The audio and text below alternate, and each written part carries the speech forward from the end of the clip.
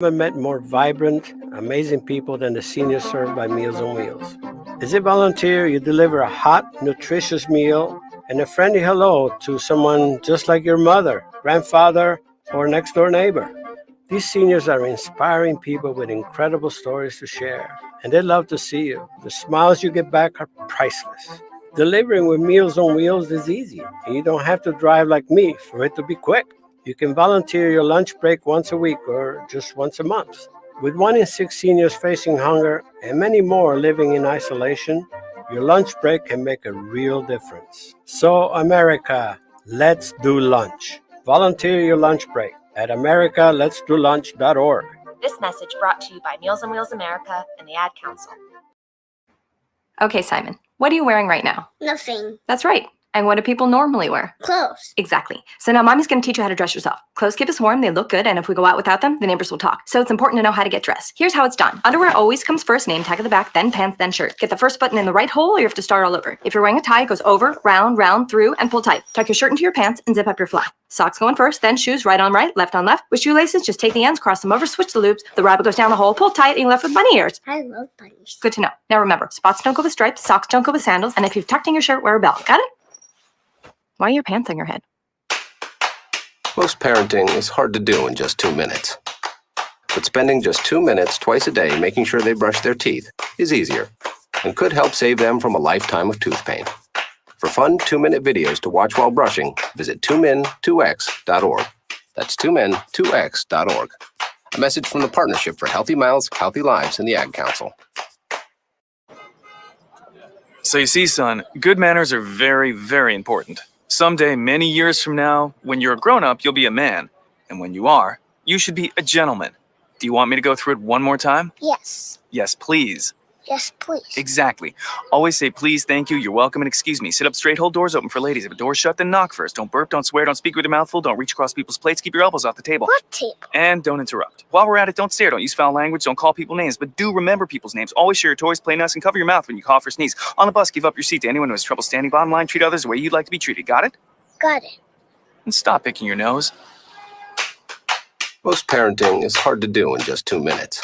But spending just 2 minutes twice a day making sure they brush their teeth is easier and could help save them from a lifetime of tooth pain. For fun 2-minute videos to watch while brushing, visit 2min2x.org. That's 2min2x.org. A message from the Partnership for Healthy Mouths, Healthy Lives and the Ad Council. Hey, there he is. How's it going? I'm having a stroke. Are you going to shake my hand or what? I'm having a stroke. Wow, you're not even moving your arm. I'm having a stroke. Are you okay? I'm having a stroke. Your face looks weird too. I'm having a stroke. Are you having a seizure or something? I'm having a stroke. When someone is having a stroke, they may not be able to say it with words, but their body language will tell you loud and clear. I'm having a stroke. You just need to know the sudden signs. Look for FAST, F-A-S-T. F, face drooping. A, arm weakness. Or S, speech difficulty. Then T, time. Time to call 911 immediately, because the sooner they get to the hospital, the sooner they'll get treatment. And that can make a remarkable difference in their recovery. Know the sudden signs. Face, arm, speech, time. Spot a stroke fast. Visit strokeassociation.org. Brought to you by the American Stroke Association and the Ad Council. The average time a resume spends on an HR manager's desk is 7 seconds, and most of them are tossed aside. Those resumes belong to Yasmin, who was living in a shelter, juggling 3 jobs. I had to be resilient. That's something that you can't teach. Or if that resume was from someone who worked 12-hour shifts at the recycling company with my dad, who's 72. That taught me a work ethic that I carry with me every day. We rely so much on a resume, yet it could never tell the full story of someone. Growing up where I did, a lot of things could have gotten in the way of my goals. But I learned to push through, and that's what I bring to work every day. So maybe it's time we look beyond the resume and look to Grads of Life. Discover new ways to develop great talent that are so much more than what's on paper at gradsoflife.org. A public service announcement brought to you by Grads of Life and the Ad Council. Take a look under your bed. Find stuff under there? What about jobs? No? Now try your basement. There's a pair of overalls that overall you're not so into anymore. A perfectly good laptop that hasn't sat in your lap in months. And even more stuff, but still no jobs? Well, you really have both. See, stuff is defined as household articles considered as a group. Sometimes this stuff is no longer needed. Wait, no longer needed? That can't be right. Because remember those jobs you were looking for? Those are really needed. And they're the stuff inside your stuff. Even inside that winter coat that moved with you to Phoenix. Our job is to unlock those jobs, and it starts when you donate your stuff to your local Goodwill. Here's how we do it. When you donate to Goodwill, we sell your stuff to provide job training for people right here in your community. So just by teaming up with Goodwill, you help create jobs. And isn't that worth parting with the leftover keytar from your 80s cover band? Goodwill. Donate stuff, create jobs. Find your nearest donation center at goodwill.org. A message from Goodwill and the Ad Council. Dear John, I was hoping it wouldn't come to this, but you've left me no choice. I'm leaving. Uncontrolled high blood pressure is really serious, and lately you seem to really not care. I've been there for you since day one, and I know you think I'm gonna keep ticking, but no, my friend, I can quit whenever I want. Why can't we get back to the good times, when we were more active and ate more healthy foods, and you checked on me every once in a while? Is that too much to ask? I don't want to leave. But unless you stop ignoring me, what else am I supposed to do? Remember, when I quit, you quit. Sincerely, your heart. Listen to your heart. Don't let it quit on you. Doing the minimum to control your high blood pressure isn't doing enough. High blood pressure can lead to a stroke, heart attack, or death. Get your blood pressure to a healthy range before it's too late. Find out how at heart.org/blood pressure. Check, change, control. A message from the American Heart Association, the American Stroke Association, and the Ad Council. Hey, what's up, everybody? I'm Jason Derulo. I love that music connects to people all over the country. But unfortunately, so does something else. Childhood hunger. 15 million kids struggle with hunger right here in America. And yet, every year, billions of pounds of surplus food in the U.S. go to waste instead of going to the children in need. Feeding America is working to change this. The Feeding America nationwide network of food banks rescues this surplus of food to help provide meals to families in virtually every community in the United States, including yours. But they just can't do this alone. Join me in the fight against hunger in America. For more information on what you can do to get involved, visit feedingamerica.org. That's feedingamerica.org. Together we can solve hunger. Together, we're feeding America. A message from Feeding America and the Ad Council. It's the Worldwide Sports Radio Network. What are you talking about? No, it's not him. There is only one more. There is only one more. That's it. One more. Get a rest! No! They saw your team put up zero effort. Wake up! Remember in the old days, they used to have oxygen for them. Where's the oxygen? Play like absolute just garbage. This is the Sports Loudmouths. Yay! Man, can you keep it down? I'm trying to introduce here. With Errol Marks and Speedy Petey. You're not even a has-been.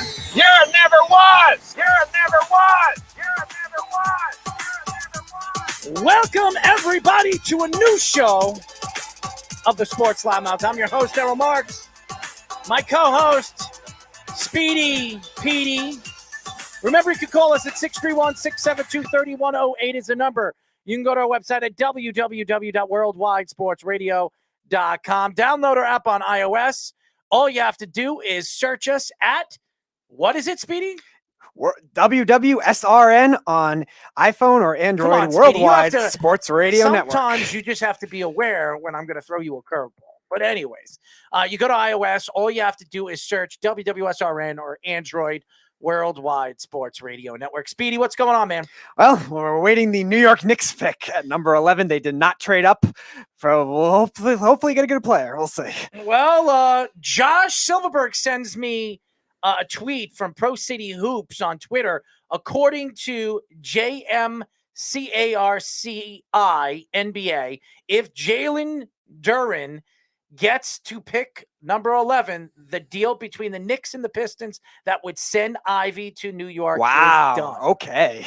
So that's the story right now. The New York Knicks is still up to possibly getting Jaden Ivey. Wow, that's interesting. I'll be very surprised if this actually falls into the Knicks' hands, because it never usually does. And if Jaden Ivey does fall into the Knicks' hand, arguably one of the best players in this year's draft, there were stories coming out that the Knicks were going to make a heavy push for Ivey, and obviously he went and he fell to 5, and the Pistons make that move. So we'll see what happens. As right now, where we got Johnny Davis goes to Washington at number 10. Another guy the Knicks were looking at. If they didn't kept their pick at 11, it was either him or Mathurin. They were looking at. Mathurin went number 8, he went number 7 to the Pacers. Well, spit it out, Speedy. What's wrong with you today? Are you lost or something? But anyways, we have a great show lined up for you at 10 o'clock. We'll be talking to Duke sophomore quarterback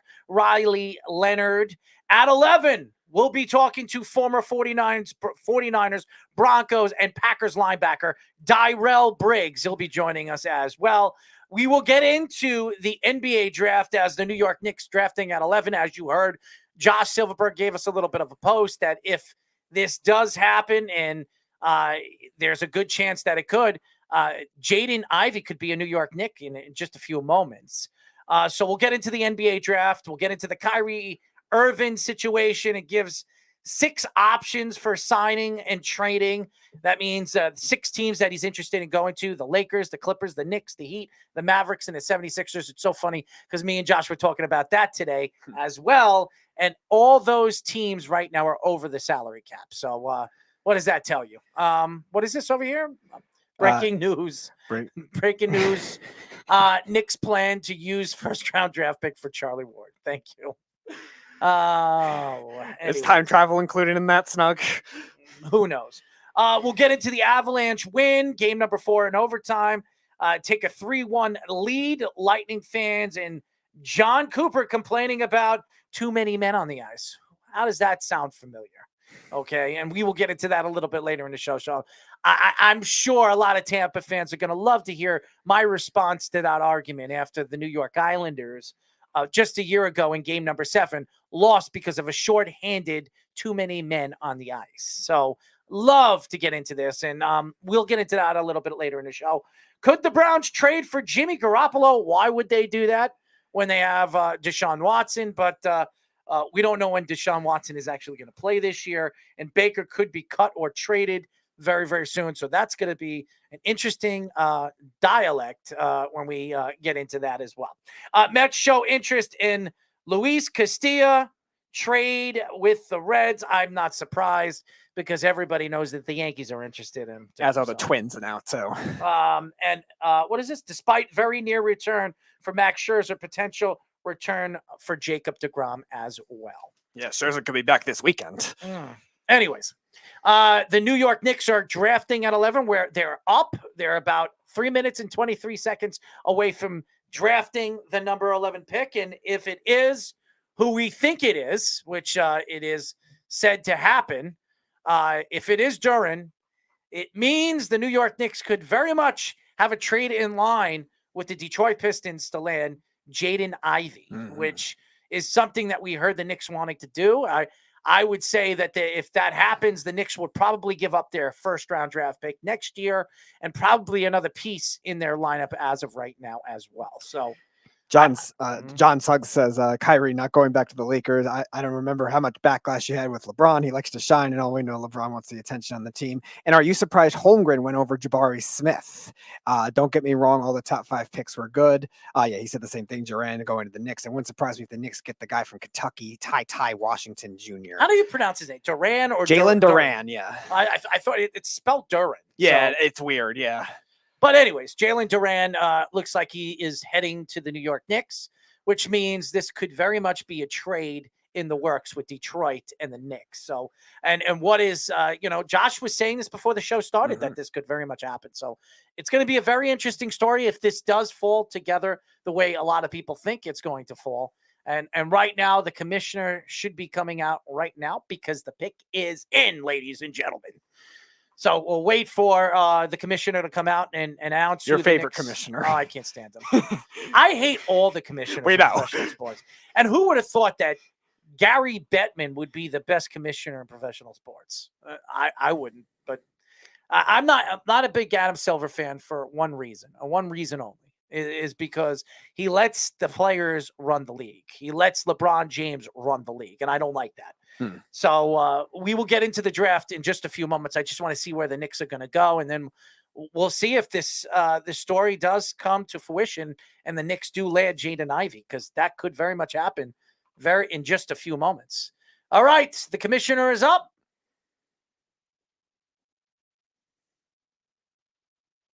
Here it is. Who is this? No, they went with one of the international kids. Ousmane Dieng. Now, here's the other interesting part of that, though, too. The Pistons have a French guy on their team, too. So maybe it wasn't Jalen Duran they were thinking of. Maybe they want this guy.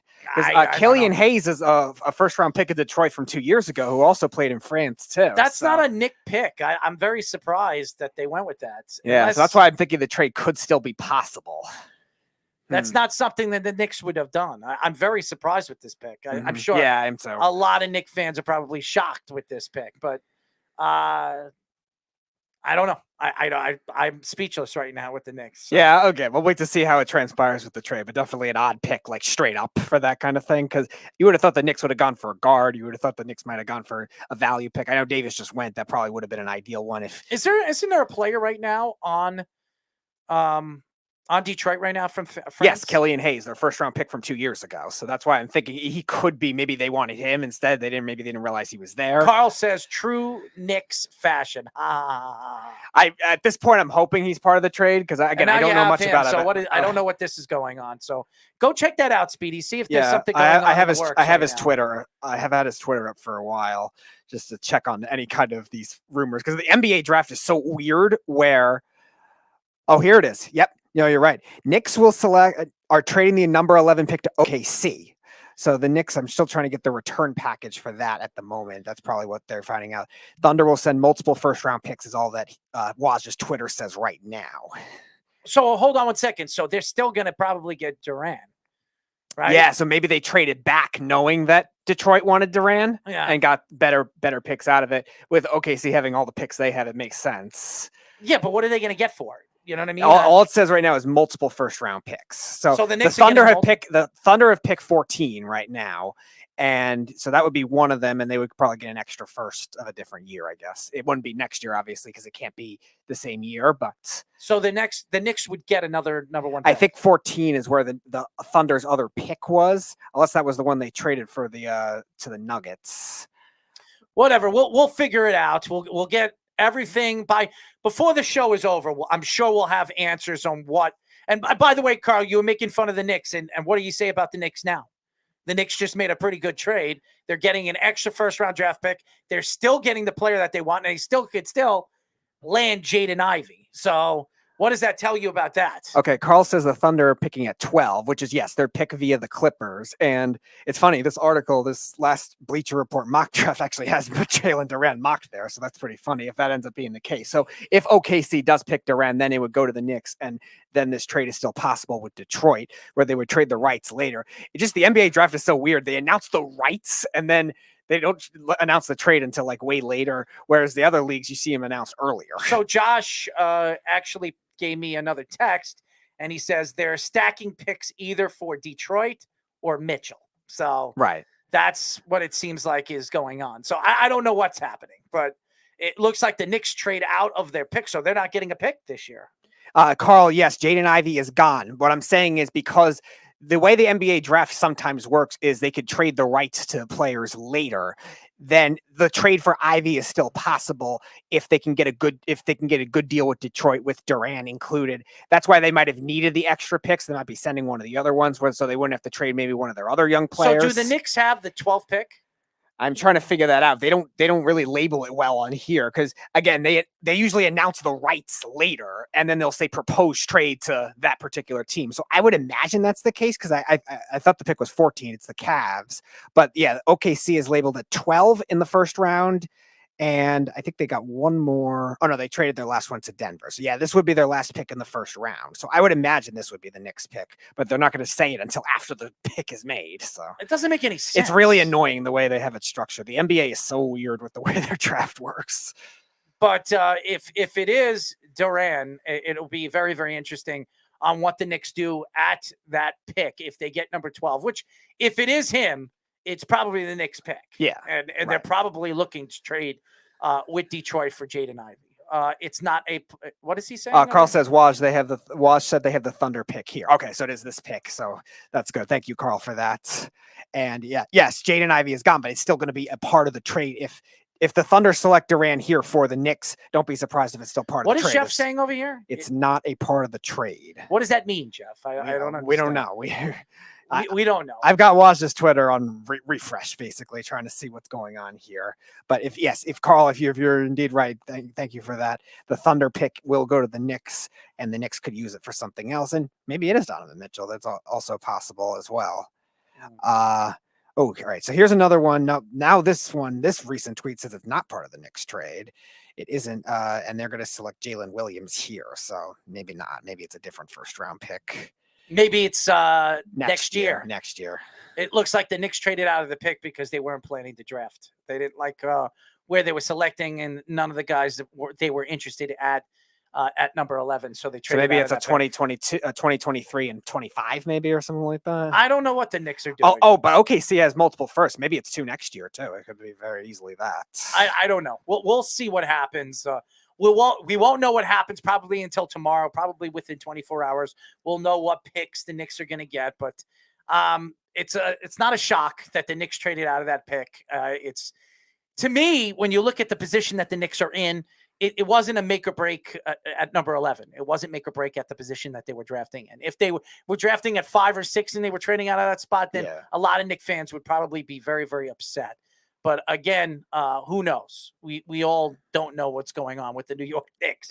So why don't we get into the Kyrie Irving saga right now? Which Kyrie Irving, over the last 24 to 48 hours, what is he saying over here? What is the breaking news over here? The Knicks chose not to be a part of the draft this year because they're so awful at drafting. Okay.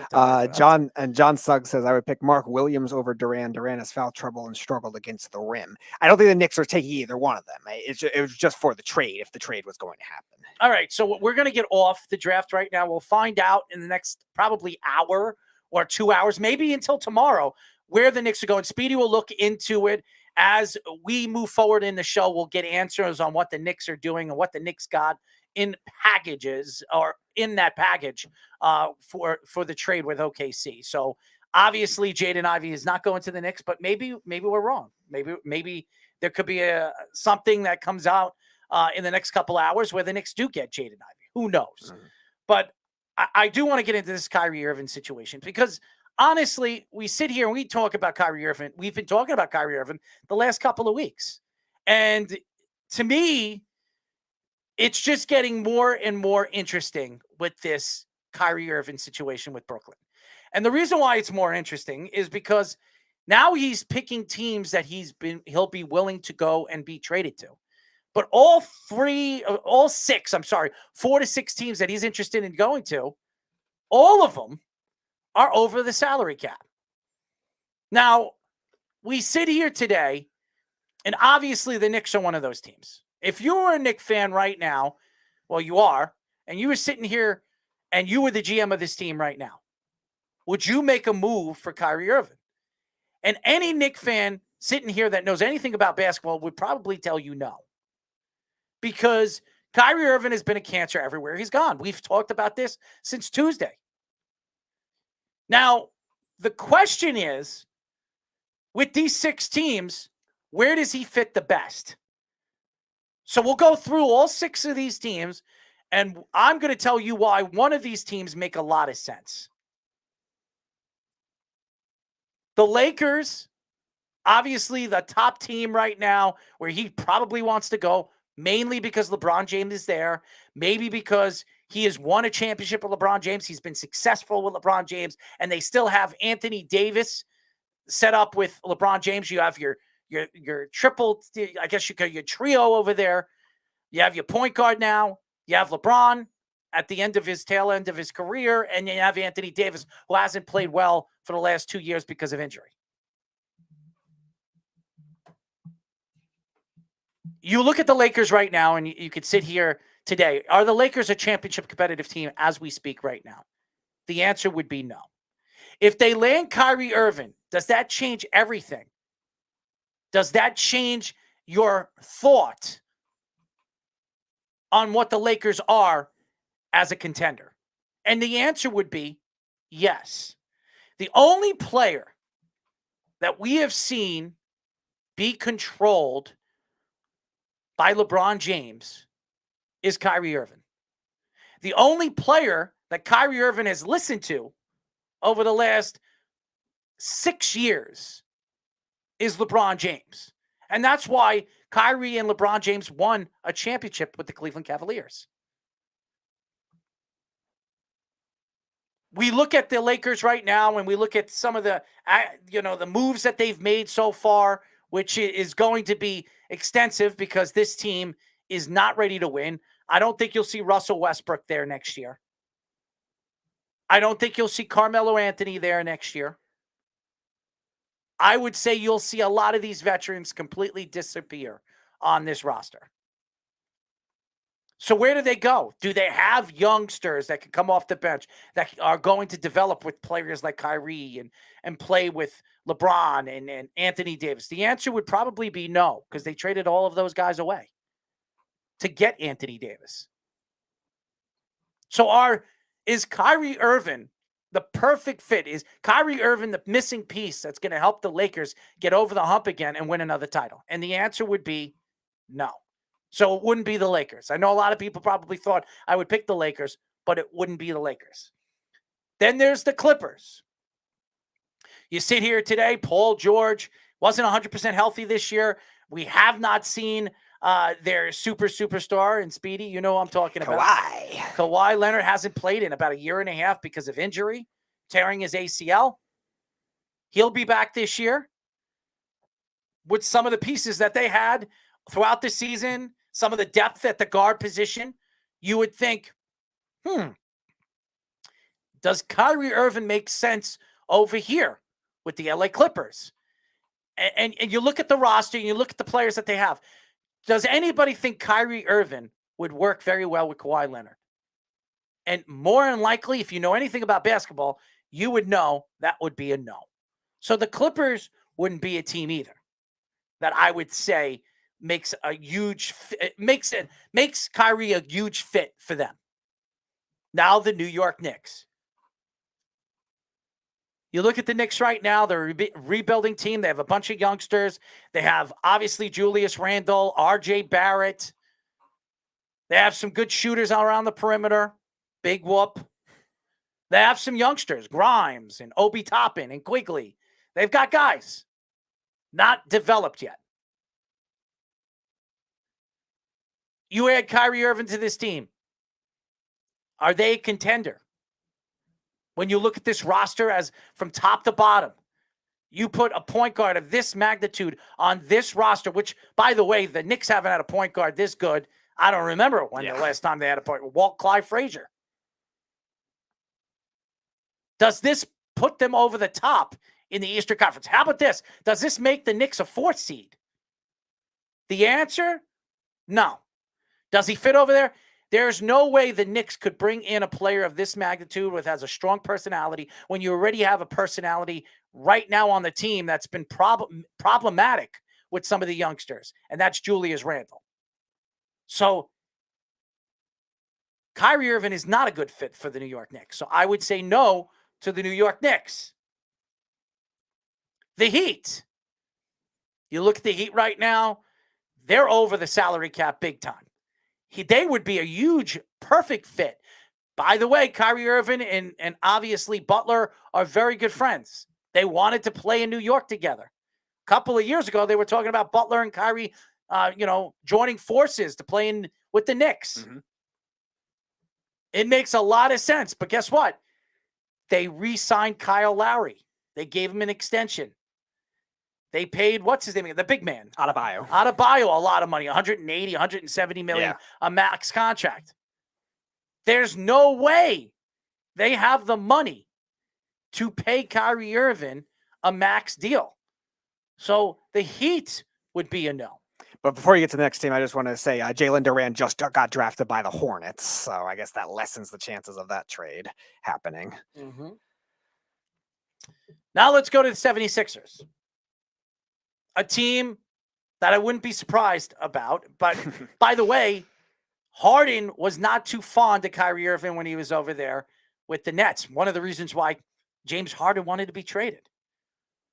Now, if you're sitting here today, why would James Harden want Kyrie Irving to be going over there to the 76ers unless he was traded for him again, which that won't happen because James Harden don't want to play he doesn't want to play in Brooklyn. He doesn't want to play with Kevin Durant, and he don't want to play with Kyrie Irving. So they're not going to trade Kyrie for James Harden. That's not going to happen. So that means they're going to be playing together again if that happens. So it doesn't make any sense over there. Plus, they're over the salary cap big time. They're overpaying Harris. They paid James Harden. James Harden's making $40 a year for the next 2 years. They paid Embiid a lot of money, max contract. Million, They don't have the money. And they're going to have to pay Maxey soon, too. Who's their second best player, by the way. So it's not the 76ers. So it leaves one team. And this is the team that I think he fits the best with. Why? I'll tell you why. Mark Cuban is a very strong personality. He's an owner that demands respect, not only from his players, but from the organization as a whole. And with Luka Doncic there, Luka taking him all the way to the Western Conference Finals with practically nothing, with a bunch of add-on pieces, it shows you that they're one piece away, one player away to maybe take them over the hump. Now, is it Kyrie Irving? Kyrie Irving has been proven to be a good playoff player. 100%. He has been a good playoff player his whole career. Even in that series against the Celtics, he played well. Was he at the top of his game? No, but he averaged about 23 points, 24 points a game, 4 or 5 assists a game. He gave you some rebounds. He did everything that you expected Kyrie Irving to do. He just doesn't play defense. By the way, his favorite player of all time is the head coach of that team, Jason Kidd. Why do you think Kyrie mentioned the Mavericks? Because Jason Kidd is the coach of that team. There is a lot of thought on why. By the way, Brunson's gone next year. They're not re-signing Jalen Brunson. They have money on the cap right now if they get rid of Brunson because they're not going to re-sign him. So they're going to have a little bit of money to spend. Now they're going to have to move maybe 1 or 2 pieces to get him, which they definitely could do. It makes a lot of sense why Kyrie Irving fits the best, Speedy, with Dallas. Just to read some of the comments, John says Miami's eligible to trade 3 first-round picks, 2022, 2023, and 2028. Put them on Dallas. That would help them even more where they had in the salary cap. They shedded a lot of the bad contracts they had, John. Carl was saying, I hope Durant would drop to the Bulls. Jeff says, could the Knicks get nobody in the draft? Well, they're going to get multiple picks, Jeff. And I am reading stories everywhere, Carl says. And we got Brian Snow on the phone. Brian, what's going on, bud? Hey, good evening, gentlemen. How are you? Good. How are you? How you feeling? Much, much better. A lot stronger now. Good. What would you like to talk about, bud? First of all, y'all do a great show. I'm an active listener. Second of all, this is just my strange opinion, but I don't think Kyrie's going to go anywhere. Either do I. But if And I'm going to tell you this. Out of all those teams that he has mentioned, it makes a Mhm. lot of sense why the Mavericks would be the team if he does move on somewhere else, because Jason Kidd's over there. That's his favorite player. That's why he wanted to play for Brooklyn, and he wanted to bring them home a championship, something that Jason couldn't do. Mhm. Luka Doncic is a big superstar. He's an up-and-coming superstar. He's proven to be one of the best players in the league. And Right. Jalen Brunson is going to be gone next year, so they're going to need a point guard. It makes a lot of Yeah. sense why the Mavericks, out of all those teams, are the best fit for him. Plus, he's going to the Western Conference, and the Brooklyn Nets don't have to play him. They're barely going to see him, so it makes a lot of sense. He's not going to 76ers because James Harden No. can't stand him. The Knicks are not taking him. There's no way the Knicks are going to do that. It would piss Mhm. off the fan base. The Lakers, it makes sense, but the Lakers have no money, and I think LeBron James wants his way out of that place. He doesn't want to be there.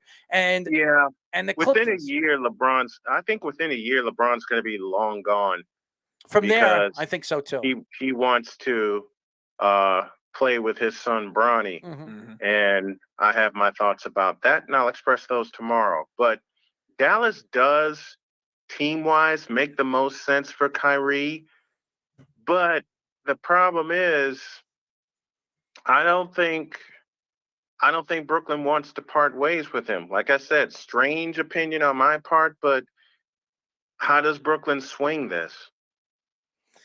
I think with Brooklyn and the position that Brooklyn is in, I don't think if Kyrie's gone, I think KD is going to be gone too. And that means they're going Mhm. to be in that rebuilding stage again. And that means Sean Marks will probably be on his way out because he traded away practically their means- future for James Harden, which who's no means- longer with the team. Which means the basic trade of James Harden coming to the Nets bought them exactly the time frame that a lot of people, myself included, said, which was basically 18 months. You were right on that. Yep. You were And right on that. they've done nothing with those 18 months. I mean, the furthest they got was a game 7 where they ran out of gas.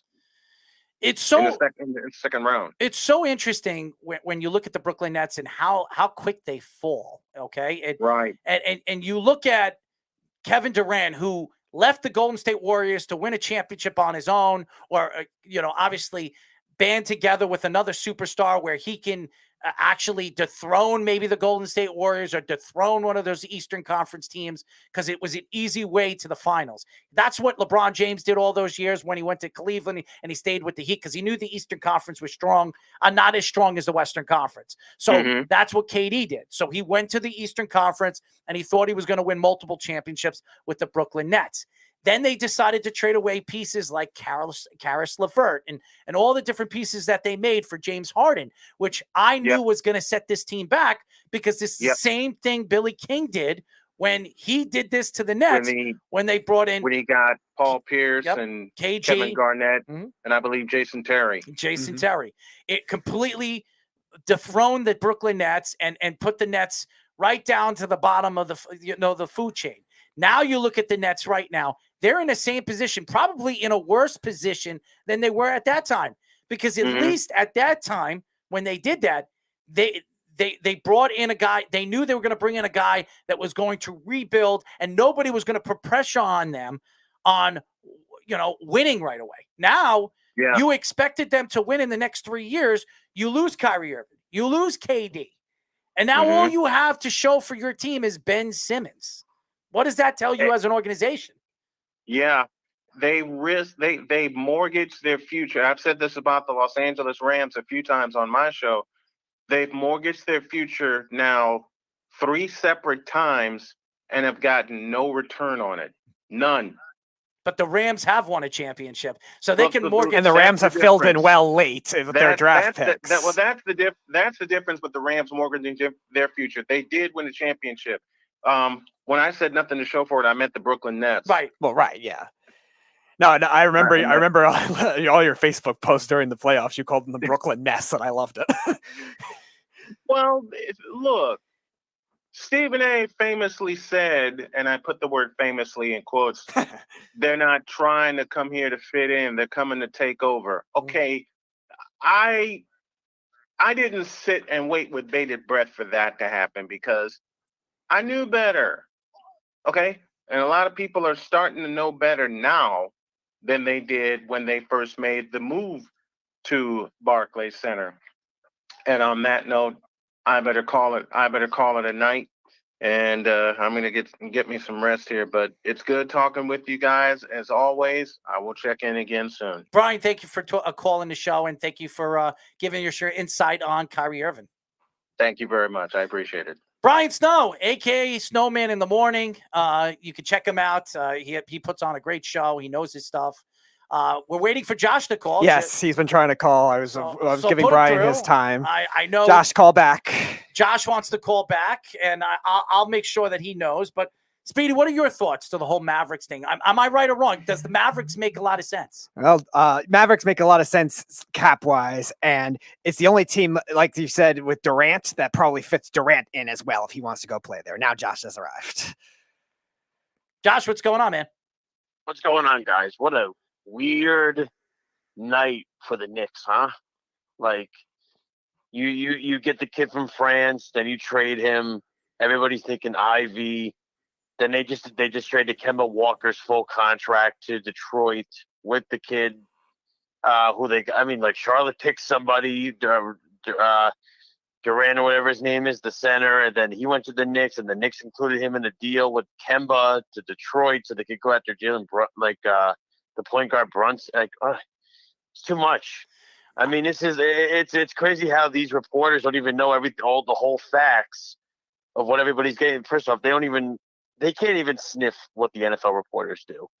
It's not even close. Oh, you're talking about the NFL reporters. I got you. It's not even close. Yeah, the NBA reporters have no idea. I'm sorry. Go ahead. Finish up what you said. No. I was just going to say really quick that it's just ridiculous that it took 7 or 8 minutes for them to tell us who the Knicks got in the Oklahoma City trade, and when the NFL makes a trade, it gets done in like 5 seconds. Okay, so what do I think the Knicks are doing right now? The Knicks right now knew that 11th pick wasn't going to do anything for them. They had no chance of getting Jaden Ivey. I guess that fell apart when Sacramento drafted who they drafted at number 4. And Detroit obviously is not looking to make a move on trading Jaden Ivey. So they didn't think that any piece was good enough at number 11 that can help build this team or help fit in with the team that they have right now. So I believe the Knicks were going to trade out of that pick because they didn't think that this draft has enough depth. I believe that this draft was 7 high. I think all 7 players went in the top 7 or top 8, and that was it. And I don't think the Knicks thought there was any game changers in this draft. So they moved out. They traded the pick away. They got an extra first-round draft pick or, in the future. And with OKC giving them that pick, that could be a lottery pick in the future. So I think that what the Knicks are looking at is they're trying to get rid of pieces, trying to get rid of contracts, because I think they're going to go after Jalen Brunson. That's more than likely going to happen. And I do not count the Knicks out of getting Donovan Mitchell if it becomes available, Josh.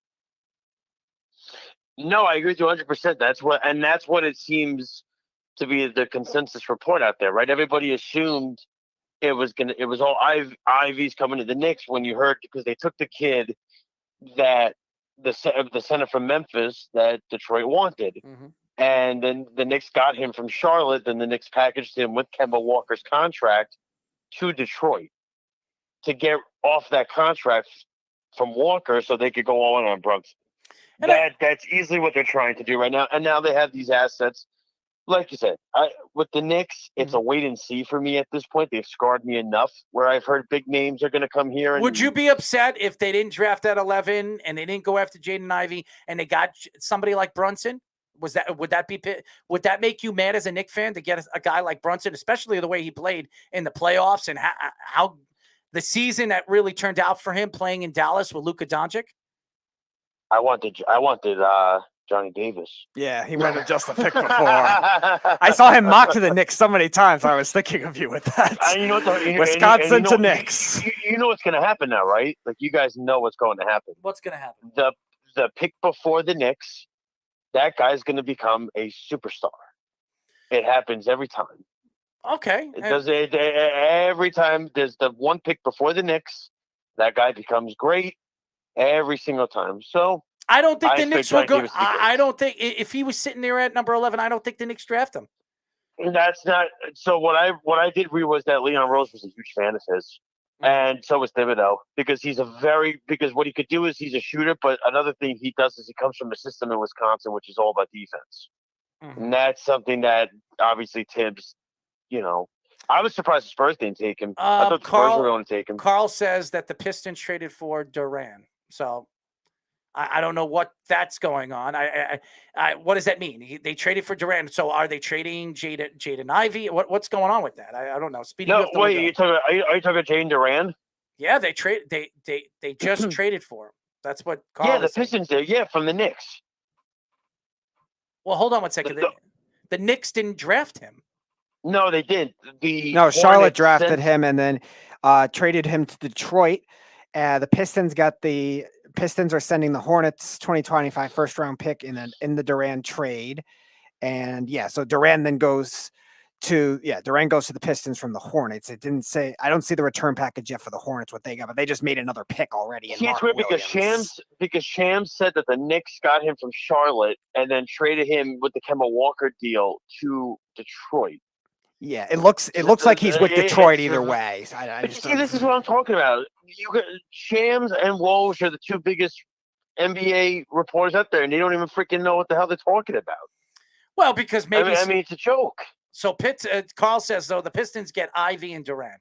That's a pretty good draft for them. That's a great draft for them. Are you kidding me? I mean, like I said, because apparently the Hornets drafted Durant, went to the Knicks. The Knicks then sent Durant and Kemba to Detroit, but Ivy was not in the deal. It was essentially to get off the salary and to get to just, like I said, to dump Kemba's contract to sweeten the deal. That was essentially what it sounds like. I don't know what the Knicks are doing, but we're not Leon Rose. I have no idea. We're not Tom Thibodeau. We're not that organization. I don't think any of us know who Leon Rose is, Errol, because he doesn't. He's like the Phantom of the Opera. He don't freaking come out. Here's the thing. I'm not going to jump off a cliff because the Knicks didn't make a draft. They didn't have a draft pick. I think what the Knicks are doing is they're trying to find the players that are going to help them win now. And obviously at number 11, whoever was sitting there at 11, if it was Durant or anybody else, they didn't think that those guys. They have a lot of young players as it is. They didn't need the 11th pick. They didn't need the only guy they needed was Ivy. Ivy was the guy. They didn't need another young player right now. No. They need a player that can actually help RJ Barrett. They need a point guard. And if Ivy was the guy and they thought he was the guy and he fell out and they couldn't get him, they needed to find. They obviously think Brunson was number 2, and that's who they're going to go after. They tried to get Ivy. It didn't work. Yeah. What are you going to do? I mean, it's very tough to trade up from 11 to 5 in a draft that's, depth-wise, you have a good top 5 or 6 players, and then it gets interesting after that. It's a crapshoot at that point. To everybody else, it was to me. I never thought it was realistic. I thought they were going to have to trade everything and then some to get that 5th pick to Detroit. Like you're talking Toppin, you're talking quickly plus draft picks, all this stuff. It would have just gotten to be too much of a package where I don't think they could have recovered from all that, because you're talking about guys they've drafted the last couple of years, and it goes kaput, and you're putting all your eggs in one basket. And as great as Jaden Ivey might be, and I do think, and I told you this earlier today, I think he's going to be a superstar in this league. I really do. I think it's just too risky to trade all that for a guy that hasn't played an NBA game yet. And I agree with you. And Carl says, total Knick fan statement. We don't need a top 15 pick. Come on, Josh. And what does he mean by not having a top? Dude, we've had top 10 picks the last 6 years. They don't really turn out. I mean, what does he mean, dude? The Knicks are drafted in the top 10 every freaking season. And you know what really bothers me about the Knicks and the NBA and with these lotteries? You have the Golden State Warriors. They had one bad season and they get a top 3 pick.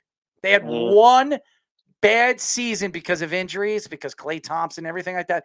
They got a top 3 pick. They got arguably the best player in that draft. I know he hasn't been 100% healthy, but when he comes back and he's 100% healthy, that team's going to be even more scarier. So when was the last time the Knicks got a top 3 pick? I don't remember the last time. Well, RJ Barrett. That was it. RJ Barrett was the only the only time in probably the last 20 years we've seen the Knicks get a top 3 pick. And RJ I mean, Barrett, listen, I just don't get what Carl means by the top 15 thing. I mean, Errol, you know this. How many years in a row have the Knicks had a top 15 pick? yeah, it doesn't matter. It's every freaking year. Because it seems like every time the Knicks get a top 15 pick, they never turn out to be anything. The only person that looks like it is turning out to be something is RJ. Now, Obi Toppin looks good, the little bit that we've seen him. Quigley, who wasn't a top 15 pick, he was a late first-round draft pick. I mean, he's been a steal for the Knicks so far. We'll see what he turns out to be. Some people thought he was going to be a CJ McCollum. I don't know if he has the ball handling skill to be that, but he's also undersized as a shooting guard, so they have to move him to the 1. And Grimes, I would love to see what this kid's going to be, but a lot of people try to compare his skill to his shooting skill and the way he releases the ball like Jordan Booker. If he's anywhere Jordan Booker, Devin Booker. If he's anything like Devin Booker, I think Jordan Booker was a creative player in NBA 2K. I didn't know where that was going. If he's anything like Devin Booker, which by the way is no longer with a Kardashian anymore, so that's good. God bless him. Yeah. So now he'll become even bigger of a superstar now that he's not with a Kardashian. Yeah. Get on your Devin Booker MVP odds. And like I said, it's nothing about not having. There were players that I wanted. Carl, they were all just they were taken. Porzingis was a 4th pick, and that's what I'm saying. He wasn't a top 3 pick. And Porzingis, a lot of people thought they were reaching with Porzingis at 4. He turned out to be a pretty good player at 4, which, by the way, hasn't won anywhere since the Knicks. And the Knicks were supposed to have the second highest odds that draft and fell to 4. Let me ask you this question. Do you think this kid from France that they traded to OKC, do you think he's going to be anything? No. I don't think so. I mean, then that's the point, right? Like, once Davis was picked, because there were a couple guys I liked, and they were all gone. So at that point, it's almost like, and if you're Leon Rose, you're thinking, listen, I can get a proven commodity who's not a great player, not a superstar, but he's a very good quality player in Brunson who had a nice playoff and everything like that. If I can add him to this team, because the team hasn't had a freaking point guard on this team since who knows? Charlie Ward. Chris Childs. Yeah, I was just gonna say Chris. Nobody in our lifetime, Josh. I was gonna say, so that's the point, right? You have to understand that what Leon Rose is trying to do is, and listen, is he right? I don't know, because like I said, I just got nauseous reading Twitter for the last 10 minutes because 20 different things are being written about the Knicks. He is right. You know why he's right? Because the Knicks need a point guard in this offense. They need a guy that's going to be able to bring the ball up and dominate double teams. And Jalen Brunson showed you in the playoffs that he could be that guy. Now, I don't know if he can do that consistently, week in, day out, playing in Madison Square Garden. That's something that we have to see if he can do. But I think that losing out on Ivy, that was their second option. I think they were very interested in Jalen Brunson. We all know that they're still very much interested in Donovan Mitchell. If they fall short with Jalen Brunson, that means they're going to go heavily in with this Donovan Mitchell thing if it becomes available. Right now, he doesn't look like he's available. It looks like they're trading Rudy Gobert. That's the guy that they want to move. They want to build their team around Donovan Mitchell. And as long as Dwayne Wade is a part of that ownership right there, he's going to do everything he can to keep Donovan Mitchell there in Utah. Carlos, was a thing for you, go Josh. really quick. I'll let you guys go finish your show. I'll continue listening and watching. Thanks, Josh, Carl just had a quick response for you. Absolutely. So because picking the wrong player year in and year out, you devalue the pick. Come on, that is a management problem, not a spot in the draft issue, he says to you. No, I don't devalue the pick. But what I do devalue is the fact that when there's a guy on their board that's not there anymore, what do you want them to do? You want them to just pick a player out of a hat and say, "Here you go for it." And they've done that for years. Yeah, right. What do you want them to do?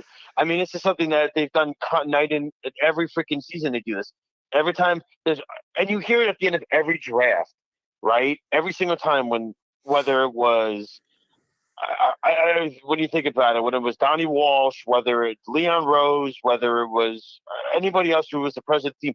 Oh, we had this guy high on the list, but he was taken right before, so we still had a very what's his name we picked is still high on our draft board and stuff like that. So we took him and do you know how many times the Knicks have freaking thrown darts at the wall and said, "Oh, let's see if this sticks," and never does. And I'm not saying to value the pick, But if they feel that there's a guy like a Jalen Brunson that's going to help this team rather than a guy in this draft that you don't feel comfortable and that's going to develop, then you're going to go with the guy that has, first off, been in the league, 25 years old. He's done it already. He led a team to the Western Conference Finals. That's you gotta compare the two. It's apples to oranges when you're saying that I'm saying that the pick is the value. What I'm trying to say is you're going to go with the guy that is a 25-year-old kid that just took a team to the Western Conference Finals. Yeah, and not only that, it's not a great point guard draft either. So it's more valuable than the kid from France who they drafted. I mean, what the freak are we doing here? Fred Katz says on Twitter, a big part of the trading Kemba Walker, if the Knicks renounce Ryan Ardicono, cap hold, and waive Taj Gibson, whose 2022-23 salary is non-guaranteed, they can open up with $20 million of cap room. So, which means they could either go after Jalen Brunson or they'll have that cap room to make a move for Donovan Mitchell. So it's either one or the other. Yes. They can't get both. So then they could trade which one. They could trade Julius Randle. So they could. Easier said than done. Easier said than done. Obviously you're gonna have to you're gonna have to put picks in, and that's why they traded with OKC and they got an extra first-round draft pick. So that draft pick could be a very important draft pick in the future, because OKC is not going to be good for a while. They're still going to be a very bad team. So that pick, whatever it is it their pick or somebody else's pick? That's what I want to know. Because if it is their pick a year from now, that could be very much a top 3, top 4 pick. Before I leave, isn't that the problem? We don't even know who the Knicks got from OKC. No, all it says is multiple first-round picks. What is it? They announced the trade and then they don't even tell. Yep. But it's a joke. It's been almost 20 minutes. No, because nobody know what it is. Well, like Speedy said, he said it was multiple first-round draft picks, so it could be. We just don't know which years they are yet. Well, exactly, but that's the important thing. What years are they? Right. Are you telling me 2024 and 2027? Or are you telling me next year? No, or 2024? I would say it's one of them is definitely next year. It has to be one of them next year. No, I hope so. And which could be very important if they're going to make a move for Donovan Mitchell. Because listen, if the Knicks have a chance for Donovan Mitchell, they're going to have to trade multiple first-round draft picks for just to even talk to Utah. Then you're going to have to throw in maybe an Obi Toppin, Emmanuel Quickly, and somebody else, or a Mitchell Robinson to get him, and maybe Julius Randle, because you're going to have to get rid of that salary. So they're going to have to really be smart on making a move, and they could still get Brunson and still get Donovan Mitchell. I absolutely believe they can get both of them.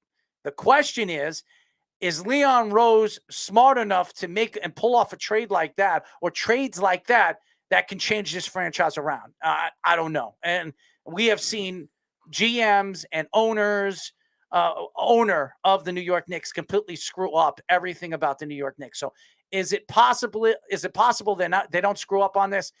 I would say there is a 70% chance they're going to screw up on this. By the way, the Thunder drafts capital for next year. They have 5 first-round picks. 2 of them, the Nuggets and the Pistons, are top 14 protected. So they have their own, the Clippers, the Nuggets, the Wizards, and the Pistons first-round picks next year. 2 of those are top 14 protected, lottery protected. And then 2024, they have multiple picks is how many? They have. What do they mean by multiple? Is that 3 multiple? Yeah, so multiple, it didn't specify in the tweet. All it said was multiple. I'm just giving you an idea of what the Thunder draft stock looks like. If they're saying multiple, it has to be over 3. Yeah, I would imagine so. Yeah, if they're gonna be able to take on Kemba Walker's contract and then make all those trades, yeah, I would imagine that ends up being the case. And then 2024, they have their own. The Rockets Knicks gave multiple chances. No, hold on. The Knicks are getting multiple first-round picks. That's what I'm saying. Right. So I said taking Kemba Walker's contract. Well, yeah, Detroit did that as part of the deal. Maybe they might be giving 1 too. I'm not sure. Mm-hmm. It says OKC's definitely giving multiple, though. I would imagine that would be 3 with all the stock that they have. 5 first-round picks next year. They still have. They still have 3 in 2024 as well. Their own, the Rockets and the Clippers from the Russell Westbrook trade and the Paul George trade as well. So the Clippers one is also protected top 14 lottery pick as well. So a lot of value to be looking at with all those. Also, what's very interesting about this is you sit here today as a New York Knicks fan. Next year, if the Knicks have, let's say the Knicks have 2 first-round draft picks that are in a lottery, okay? Their own, which quite possibly could happen again. and let's say OKC, and one of those picks either fall at 6 and the other one falls at, let's say, 8, okay, or 9, they could trade up in the top 3 to get the player that they want. Right. And next year's draft supposedly is going to have more depth than it was this year. So I don't know what's going to happen next year. And Bronny is not going to be in the draft next year, just so everybody knows, because I think he's a senior. Is he a senior next year? I thought so, yeah. He's a senior next year. So, and then he's going to have to decide if he's going to play. By the way, really quick before I leave, it Yeah. was a 3-team deal between the Knicks, the Hornets, and the Pistons. Okay, so that means they're getting another first-round draft pick for that, obviously. So, but I'll let you guys finish. I don't want to keep you on for too long. I know you have other guests coming on, stuff like that. But that's fine. Thanks, guys, for putting me man. on. I appreciate Josh, it. Errol, I'll talk to you tomorrow. Yes, man. Yes, man. I know Josh is not very happy about what the Knicks did. Okay, and I understand. No, not that I'm not happy. You know, I really wanted Johnny Davis, honestly. I mean, yeah, of course. Yeah. I wanted him too at the time. I just wanted Johnny Davis just to stick it to Errol. That's what I really wanted. He was the best player on the board at that time. I don't blame you. I mean, listen. The guy I really wanted was Ivy. I don't know what the Knicks are doing at this point. I have to wait and see. This just seems all like it was just all over the place in the last half an hour. I have a feeling that you're going to like what the Knicks do. What they're doing right now. I haven't liked what the Knicks have done in almost 20 years. Well, so we'll see about that. All right, Josh Bye, Silverberg. guys. There you go. He's not happy. Okay, it makes a lot of sense that he's not happy. And I think if you're sitting here today and seeing what the Knicks have done so far, you probably wouldn't be happy. But again, if they're getting multiple first-round draft picks for the deal at 11, trading back, then trading with the Hornets and opening up salary room, sending Kemba Walker to the Detroit Pistons. I think the Knicks know what they're doing. I think what they're doing is they're trying to create more draft stock. Remember, the Knicks still have that extra draft pick from Dallas, okay, which is next year. And now they have OKC. And they have their own next year. They could have legitimately 3 first-round draft picks next year, which means if there's a player they really, really want at 1, 2, or 3, something they couldn't do this year for Jaden Ivey because they were drafting at 11, well, they'll have all the draft stock to move up to get him. Or they'll have that draft stock to trade for Donovan Mitchell if they really have a chance to get Donovan Mitchell, because Utah's going to want future consideration first-round draft picks. Carl says the Knicks need to draft another Wilson Chandler. Josh, haha. Jay Billis, next best available are all guards. Bulls don't need that. They better trade out. Okay, or they get Ty Washington and make the backcourt crowded. Jeff says the spin has started. We are trading up next year because that draft will be better. They're trading up to number 1. I don't know. Listen, Jeff likes to crack jokes. I know Carl likes to laugh and giggle around because the Knicks have been just an absolute catastrophe of an organization. It's great. Snug always makes jokes about the Knicks. Fine. The Knicks have been the laughing stock of the NBA. But guess what? To sit here today and say that the Knicks were wrong for what they did to get multiple first-round draft picks because there wasn't a player that they liked that was on the board when 11 came up, I don't think it was a bad move by the Knicks. Okay, I really don't. Now, again, it could smack the Knicks right in the face, but it's hard to believe it's going to smack the Knicks in the face where you look at the position that they were in going into this draft, and they only had the 11th pick, and now they get multiple picks, and the guy that they wanted was off the board. So I'm not upset about it, and I don't know why any Knick fan would be upset that they traded out of that pick when the player that they wanted was already drafted. Carl says, I think the Knicks know what they're doing. Hasn't been something that's been uttered in decades. Let's hope so. Yes, Carl, we can only hope. But that's a good trade for multiple picks. That's good. It's multiple picks. I mean, it's not like it's you got an extra pick. You got 3 picks. So I don't know where those picks are going to land, but let's look at the Knicks draft stock that they have in the next couple of years. I mean, going into this year, they had 7 first-round draft picks in the next 4 years. Now you add multiple picks. They lost this year. They had, what do they have, 10 in the next 7 years? That's a lot. It depends on what multiple is for OKC. It could add up to that, yeah. It could be a lot. So sitting here today, I don't think you're upset at the Knicks for what they did. They're rebuilding this team. They're not winning now. And no start, like Jeff would say, nobody wants to play with the Knicks. Okay, nobody wants to play with the Knicks. So what the Knicks need to do is, like Golden State did, is draft good players and build around the draft. And that's what the Knicks are trying to do right now. And was what they should have been trying to do for a while, but they keep deviating it from it all the time. Now, I don't know what Grimes is. I don't know what Quickly is yet. I think we're starting to learn what Obi Toppin is. Okay. And we know what RJ is. He's going to be a stud. So they need to build around youth and see where everything falls, and hopefully one of these guys that they draft in the next 1 or 2 years become the star that could play beside RJ Barrett for the next 10. And then they bring in a free agent next year or two and put themselves right into the playoffs where they can compete with all those Eastern Conference teams. So let's be honest, are beatable teams. Milwaukee, who do they have besides the Greek Freak? Come on. I mean, Middleton. Come on, Eric Middleton. Chris Middleton. I mean, sorry, I always say Eric Middleton. Chris Middleton. I don't think Chris Middleton is that. First of all, he can't stay healthy. Second of all, he's a shooter. That's what he is. Okay, the Celtics are going to be a dangerous team. They're going to be a dangerous team because they still have Jaylen Brown and they still have Jason Tatum. So they're going to be a scary team. They showed you what they could do this year. They still are missing a piece or two to be a champion, as you saw in the finals. Okay, at Miami Heat, they don't have any money. So they're going to lose players in the offseason. So they might lose Tyler Hero.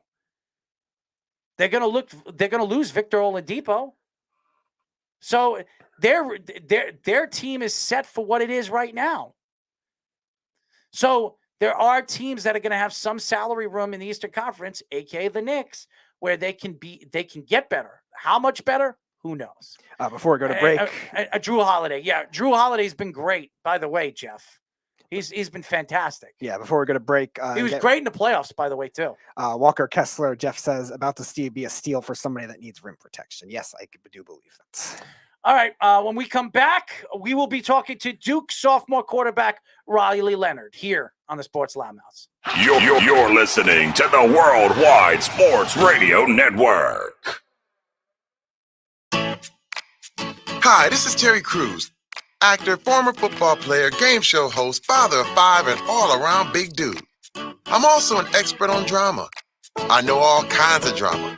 There's the good kind that comes with having a house full of kids. There's the bad kind, like season-ending injuries.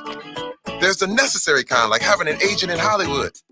And there's silly drama, like the drama around my percolating pectorals. And then there's the drama you can skip. Skip the drama that comes with not having your high school diploma or equivalency. Find free adult education classes near you and finish your high school diploma. Visit finishyourdiploma.org. Or text diploma to 97779. Message and data rates may apply. Reply stop to opt out. That's diploma to 97779. And leave the drama to actors like me. Brought to you by the Dollar General Literacy Foundation and the Ad Council. You're listening to the Worldwide Sports Radio Network. This is the Sports Loudmouths. 631-672-3108 is the number, as everybody knows. We are the Sports Loudmouths. You can go to our website at www.worldwidesportsradio.com. Download our app on iOS, WWSRN, or Android, Worldwide Sports Radio Network. Talking a lot about the NBA draft as Knicks fans want to jump off a bridge. Not surprising. I mean, here in New York, even though New York sports is getting better, we have the Yankees and the Mets playing well. The Brooklyn Nets absolutely falling apart. The Knicks looking like they are the Knicks. And you have the Giants and the Jets winning in the draft. So maybe there's a bright light somewhere, past the moon or something. Anyways, we have our first guest of the day and our only guest, as just want to tell all the fans, ex-Bronco and Packer linebacker Darrell Briggs, who's been on the show, is going to take a leave on tonight's show. He'll be back. He'll be on our show Tuesday. He had to go to he forgot his daughter's softball game was today, and he wants to make sure that he's at the full game. But we do have a guest. We haven't spoken to him about 2 years.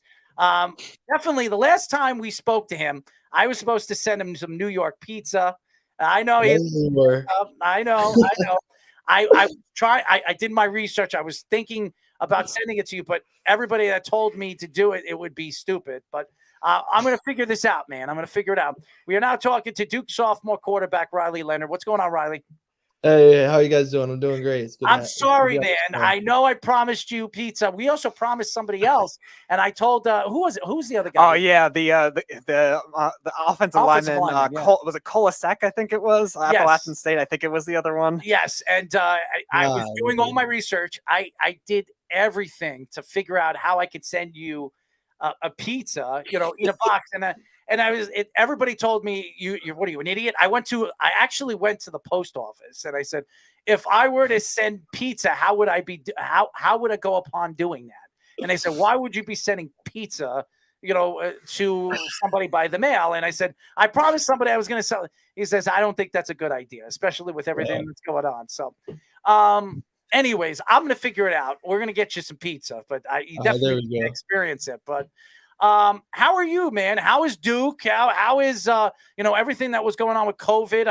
I'm sure not playing in front of fans or actually seeing much of fans, but now that you have everything going on, you have obviously football now. What is it like over there in Duke, and how are you feeling? Yeah, so got there around June of last year. Last year was pretty much a blur. We were COVID testing almost every day. We didn't perform very well, but we'll put that in the past. So this year we got Coach Elko, new coach, new coaching staff. Loved Coach Cut and everything like that. But I think this new era, this Elko era that we're talking about, I think we're really going to move things, change things up for this program. So it's been great. Had a great spring. It's looking pretty optimistic for me and my job coming into this next year. And then really just everything starting to roll. We've got a lot more money into the program, and a lot more support from fans as well. So it's looking pretty promising for Duke football in this next upcoming season. You know what I love about you is you always had a smile on your face when we interviewed you last time, and it's good when you see there's a light at the end of the tunnel, and with Duke. Obviously, they're known for their collegiate basketball. Their basketball. They're not known for their football. But Daniel Jones came from Duke, and obviously he's slowly but surely, hopefully, going to be successful here in New York with the Giants under a new regime. And I think with you, Riley, what I notice about you is your personality. You're very educated. I think you were a 4-star recruit, and just who you are as a person, I could tell. But let me ask you this question. Where you see yourself, I mean, with everything going with the portal, being the portals that are open now, you never could do that. And a lot of these players, coaches get fired, and a lot of these players just jump ship and go and play for another team or go play for another coach. When obviously your coach got fired this offseason, what kept you over there with Duke? What was the reason why you decided to stay with Duke? Yeah, so the whole portal jumping and leaving, what I was originally here for, is not really my thing. I really don't understand that.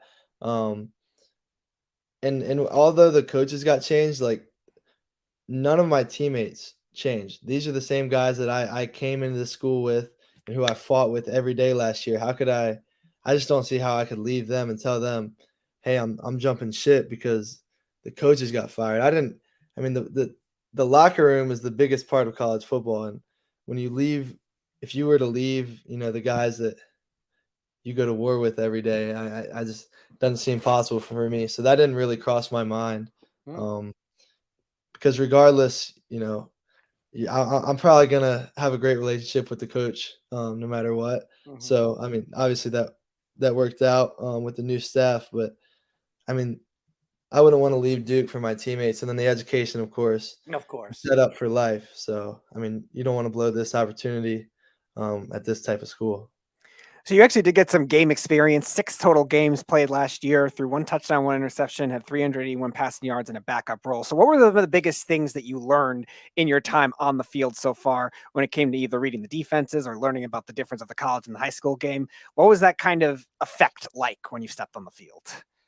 Yeah, so I learned that the hits are they're not exaggerated when they tell you these dudes can hit. Got my head blown off a couple times, but was able to bounce back up. But golly, in reality, with the reads and stuff, they're not too much different from high school. I mean, football is still football. You're still going to see your base coverages. The hardest thing as a quarterback is knowing what to do before the ball is snapped. So, reading the defense, looking at the fronts, knowing your audibles, knowing your checks. That's the hardest thing about quarterback. Making the throws is probably the easiest thing. I don't know if you guys interview quarterbacks that much, but I mean, when you know where to go with the ball, making the throw is the easiest part. The pre-snap reads are just not as easy as you would think. But yeah, in-game experience was great. Didn't really have nerves coming into any game, which was kind of surprising to me. But I mean, once you're out there, it's the same game you've been playing since you were 6 years old, just with a lot bigger guys that hit. I said a whole lot harder. So, As yeah. everybody knows, we are talking to Duke sophomore quarterback Riley Leonard. Riley, the quarterback position is probably the hardest position in any sport, and understanding reads, understanding your teammates, your running backs, your wide receivers, your tight ends, and with a new coach there. And what is the difference of transitioning from one coach to the other? And really, what is it like going into an offseason knowing that you're going and you're learning a totally different offense? Yeah, the coach transition is really, really different.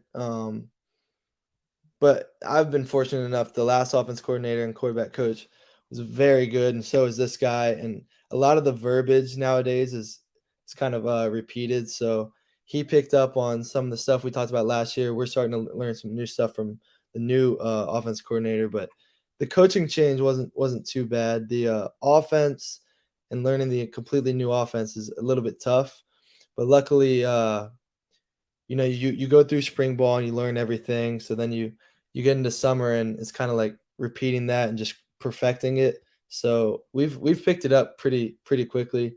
Obviously, being at Duke, you got some smart guys. I mean, even the receivers are some of the smartest people you'll meet. So so it's been You're all going to be doctors. yeah, we got who knows where we'll all end up in 20 years, but yeah, we picked up the offense pretty smoothly. You have to see the big picture here. I mean, the big picture is play well like Daniel Jones and you get drafted, and then No doubt. let it all fall together for you. You still have a college education no matter what. You're a smart guy. Absolutely. So and coming from Duke, a lot of people, there's quite a few players over the last couple of years that have been successful in the NFL playing from Duke. So it's not like it's a surprise. I mean, I have seen in the last, 5 years, Speedy, 6 players come from Duke. And actually, one of them played for the Jets last year. I didn't play well for the Jets, but he was a pretty successful NFL wide receiver. He was working out today in our facility. So it was Really? great. They got a young corner of Duke too, Michael Carter. Yeah, That's right, yeah. absolutely. So you've seen different players come from one place to another and have been very successful in the NFL. So I to say that you being a quarterback from Duke can't be successful in the NFL is crazy to say that. We've seen Daniel Jones, I still think is going to be a really good quarterback in this league. I know Giant fans want to throw him to the wolves and give up on him, but I've seen a lot of great things from the kid. I just think they need to find a way to protect him. And I think when they figure that out, I think he's going to show what his worth is. And I think he's a fantastic talent. Yeah, absolutely. He's also a great mentor to us. But yeah, he's a huge guy, great hard worker. And I'm looking forward to seeing him play because he's got what it takes. He just needs to, put it all together. So So one of our fans has a question. John Suggs asks, have you worked out outside of practice with Gavin Spurrier or Jordan Moore? And has Spurrier been hurt since he hasn't seen him play? And also, I know you lettered in high school at track and field at Fairhope. Are you or Jordan Moore faster? So, this isn't too hard to answer. Jordan's a whole lot faster than me. But no, we're best friends off the field, believe it or not. It sounds like we're competing, and from the outside looking in, it's like we hate each other. But me, Jordan, and Gavin, we go golf and play poker, go swim, watch a movie. Like we're always with each other. So that's one thing that's really commonly misunderstood with college quarterbacks, especially is that we all just are just button heads all the time. But in reality, we're all the same good group of guys. And we're not really competing against each other. We talk about this. We're not competing against each other. We're competing against ourselves because every day I know if I perform at my best abilities, I can get the job. If Jordan or Gavin performs at their best abilities, they'll get the job. So I mean that's what it all comes down to. And then track and field in high school, that I don't know what that was. I went out there my senior year, had no idea what I was doing, but they told me jump as far as I could into the sand pit. So I did. I didn't do too bad, but I had no idea what I was doing. Well, that's track and field for you. I ran track and field too, and they told me run as fast as you can when the gun goes off. Yes, there's not much to it. We are talking to Duke sophomore quarterback Riley Leonard. Riley, obviously it's a new season. What are you looking forward to most this season? And what is it different than it was last year? And if if it does look like it's different than it was last year, what is different? Yeah, so the thing I'm looking forward to most is winning. That's going to come this year, and it hadn't in the past. And the reason I'm so optimistic is because of each guy's mentality. For example, last year we didn't really have too many guys come in and get extra work in during the off hours of the day. Now, out of the let's say 100 guys in the locker room, 75, 80 of them are coming in every single day and getting extra work in. Guys are texting me asking to watch film. They're working out. Riley, can we go throw? Can we go over this protection? Let's watch film. You didn't see much of that. So we're all in the mentality of, this is a new beginning and we're going to win. So that's definitely the thing I'm most excited about. So in your limited time playing the 6 games that you did play and the snaps you played, who was the toughest opponents you had to face so far in your career in the ACC or even across college football? Ooh, that's a great question. I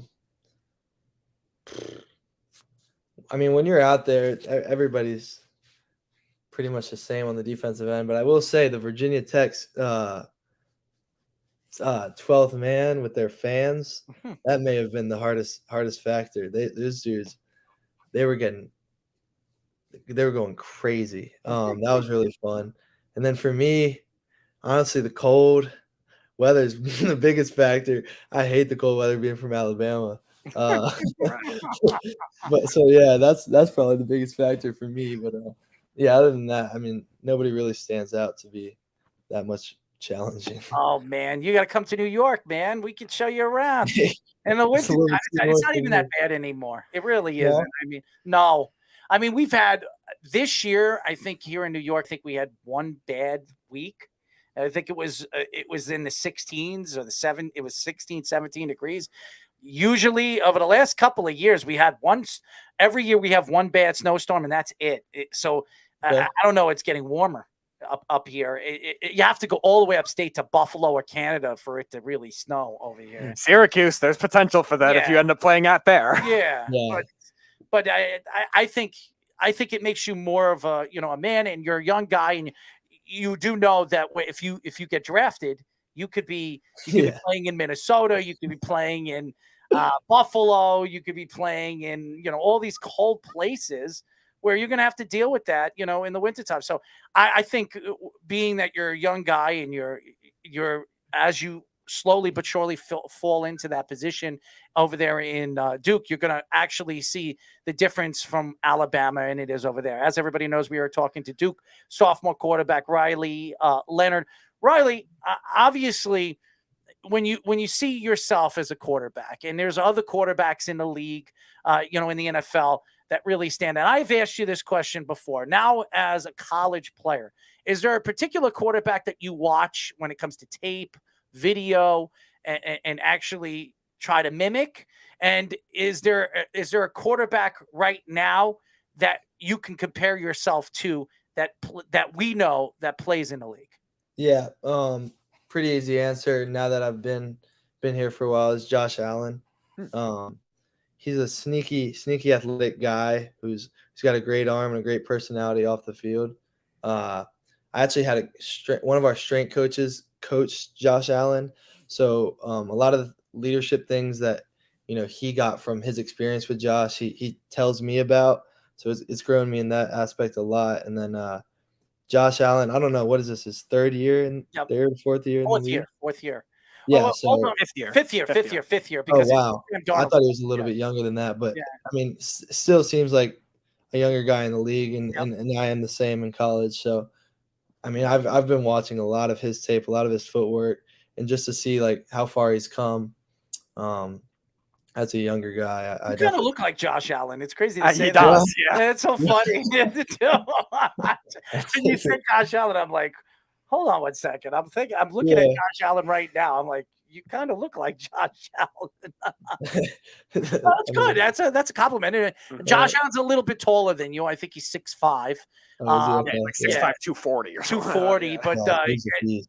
yes. Do you have an arm like him? Do you feel that your arm strength is somewhere around his? I mean, he's probably got the strongest arm in the league, him or Mahomes. But I don't think Mahomes does. I think he's No, they had a competition. Allen won. Yeah, So. I don't think I had to say Mahomes just for political reasons, but Right. I think it's I Allen. don't even think Allen has the strongest arm in the. Oh, in I the would think so. NFL. He's a strong arm, but there are a lot of guys that people are not talking about that people don't realize have great arms. So, I mean, again, you could go back and forth and argue those points, but Josh Allen and obviously Patrick Mahomes are the superstars right now in the league, the young superstars. So, of course, they're going to argue both those guys, the strongest arms in the NFL. But it's a pretty incredible thing when you look at yourself and you compare yourself somewhat to Josh Allen, and that's high praise in the player that he became, and a high praise in who you are as a player. So that's great. So one of the big changes of college football that has come since we last interviewed you has been these NIL deals that have come through for these players. So have you gotten involved in any of those so far? And what do you think of this whole process for college football? Yeah, I don't know what I think about it yet, but I think the opportunity of these guys to make money is great. Nobody's really reached out to me. I reached out to a couple companies. Hey dudes, I DM'd them. They didn't hit me back.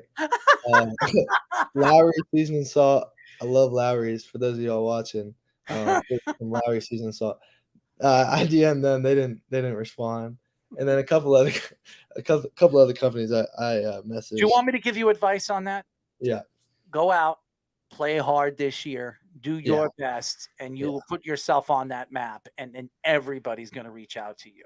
Because I agree. I think I need to just focus on football now and don't worry about any of that. No, don't worry about that, because I think with your personality, you got a pretty, your smile you brightens up the room. You can see it, that your personality and everything like that. You're always smiling. I think anybody that's endorsing something or advertising something, that will drive them to want to bring you in as a spokesman for their product.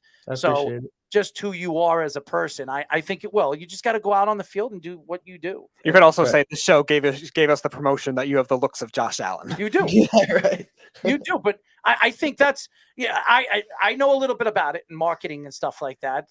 I've been marketing myself for years when it comes to entertainment and stuff like that. I think what makes you different from all the rest of the guys that we've interviewed, the quarterbacks, is your smile, your personality. And you could see that when you walk into a room, you can bright up the room. You can make people like look at you and say, "Oh, he's happy, he's smiling," so everybody else is going to smile and be happy. No matter win or lose, you go out there and you do your best. It's going to show to everybody else. People are going to like you for who you are as a person. So trust me, go out there on the field, do what you do best, and everything's going to come to you, man. You're going to see it. Everything that you ever wanted will come to you because there are not many people like you, especially your personality. So that I'm not just trying to blow your head up. We've interviewed a lot of good quarterbacks, a lot of young quarterbacks. We've interviewed a lot of players that were just drafted in the NFL. And the one thing that always stood out to me especially with Speedy telling me that you were coming on, I said, "Oh man, I know he's going to bring up that pizza." And I was trying to, it's so funny because I remember when I told you I was going to get I went to 2 post offices. Then I said, "What happens if I FedEx it?" He's like, "You're going to FedEx cold pizza, you idiot." So I was like, what? I think it's a smart idea, but one way or another, we're going to get you here. And if whenever maybe, in the future, you get drafted by one of these New York teams, and you'll have your opportunity. There you go. You could get it. You could get a sponsorship with a pizza company. You know what's funny? Funny? I think a pizza company would be great for you. Now, what is your nationality, by the way? I don't know. White guy from America. His nationality is whatever Josh Allen's is. Yeah. A white guy from America. That was perfect. By the way, what's your nationality? Yeah, I'm a white guy from America. Yeah. I mean, I don't know what else. I'm a Caucasian from America. Yeah, that's a better way to put it. That's pretty funny, actually. As everybody knows, we are talking to Duke sophomore and quarterback Riley Leonard. One more question for me, man. You look at yourself as a player, and then you go into a locker room, and obviously, a lot of people are looking up to you. You're the quarterback. You're the face of the team, and a lot of people like Eli Manning over the years, not a speaking type of quarterback in the locker room. Daniel Jones, we heard, is not much of a speaker in the locker room. What type of player are you in the locker room? Yeah, it's a good question. I think I'm the type of guy that can relate to everyone. I think I have a personal relationship with everybody on this team, and a guy that they can trust. I'm not gonna get up there and yell at your face, but I think I can lead by example, and everybody seems to kind of be on their A game when they're around me. And I don't want to sound like I'm boasting, but no, you have to. You know what's so funny? I'm sorry to cut you off. I talked to somebody from ESPN recently, and I told him I don't have an ego, and I really don't believe that I have an ego. He says, "Well, you should have an ego. I like people with egos." He says, "Egos is what brings you out as a personality. So bring out your personality. You do have an ego, and that's good to have an ego. It makes you different from everybody else. Your ego is different from the other one." But go ahead. I'm sorry. Yeah, no. I think I'm just the type of guy that's gonna hold everybody to the highest standard and bring out the best of them. On the field, I'm kind of I'm not very patient, so I'm always let's go. Try to always be encouraging. Got to work on like getting on to some kids sometimes, but for the most part, we're all on the same page anyway. But yeah, I think I'm just the type of guy that people want to play with, and I just try to be the best teammate possible and help them out, more than I can help myself. So one question from me and one question from one of our fans. One of our fans, John, asks, "What is your go-to pregame meal?" And also, I think he answered this question. I'm going to try to remember before he answers. Okay. And then I'm going to ask one. I'm surprised that Errol didn't ask because he's a Duke fan. Did you have any experiences watching the Duke basketball team this season on Coach K's final year? If so, what were those experiences like? Yeah, I was able to go to a few games. Incredible experience. Basketball team is really good this year, and we obviously have one of the best fan bases in the country. So yeah, not the best those were coach really cool. anymore. I mean, you bring in a terrible coach, by the way. Coach K is gone, and you bring in Shire. What are you? Shire's great. I can't stand him. He's got the number one recruiting class for the next. Oh, stop 2 it. years. Is that what you're trying to sell to me? First of all, Coach K got the number one recruiting class. It wasn't Shire. Give me a break. Everybody's going to give him credit, but it was Coach K. He's recruiting those guys. Give me a break. How can you not like Shire? I hate John Shire. I never liked him as a player. I grew up a Duke fan. I am a diehard Dukies basketball fan. I'm a Bobby Hurley fan. I've been a Bobby Hurley fan forever. Wow.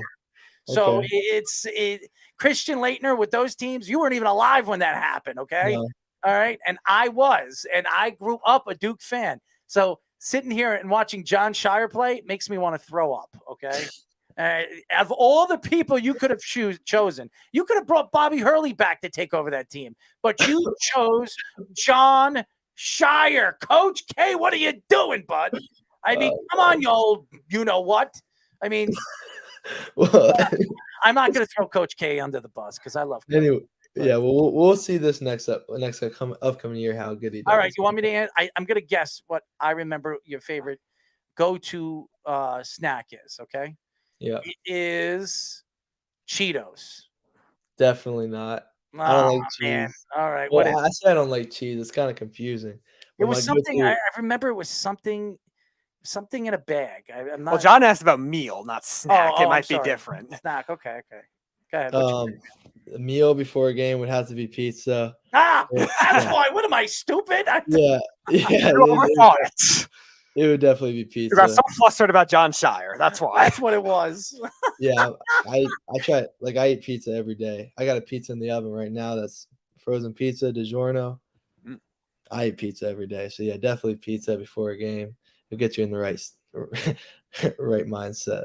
No, of course, man. And that's why I told you I was going to get, and I'm going to get you New York pizza. Even if I have to go down to Duke to give it to you, I'm going to, we were just, you know, what's so funny?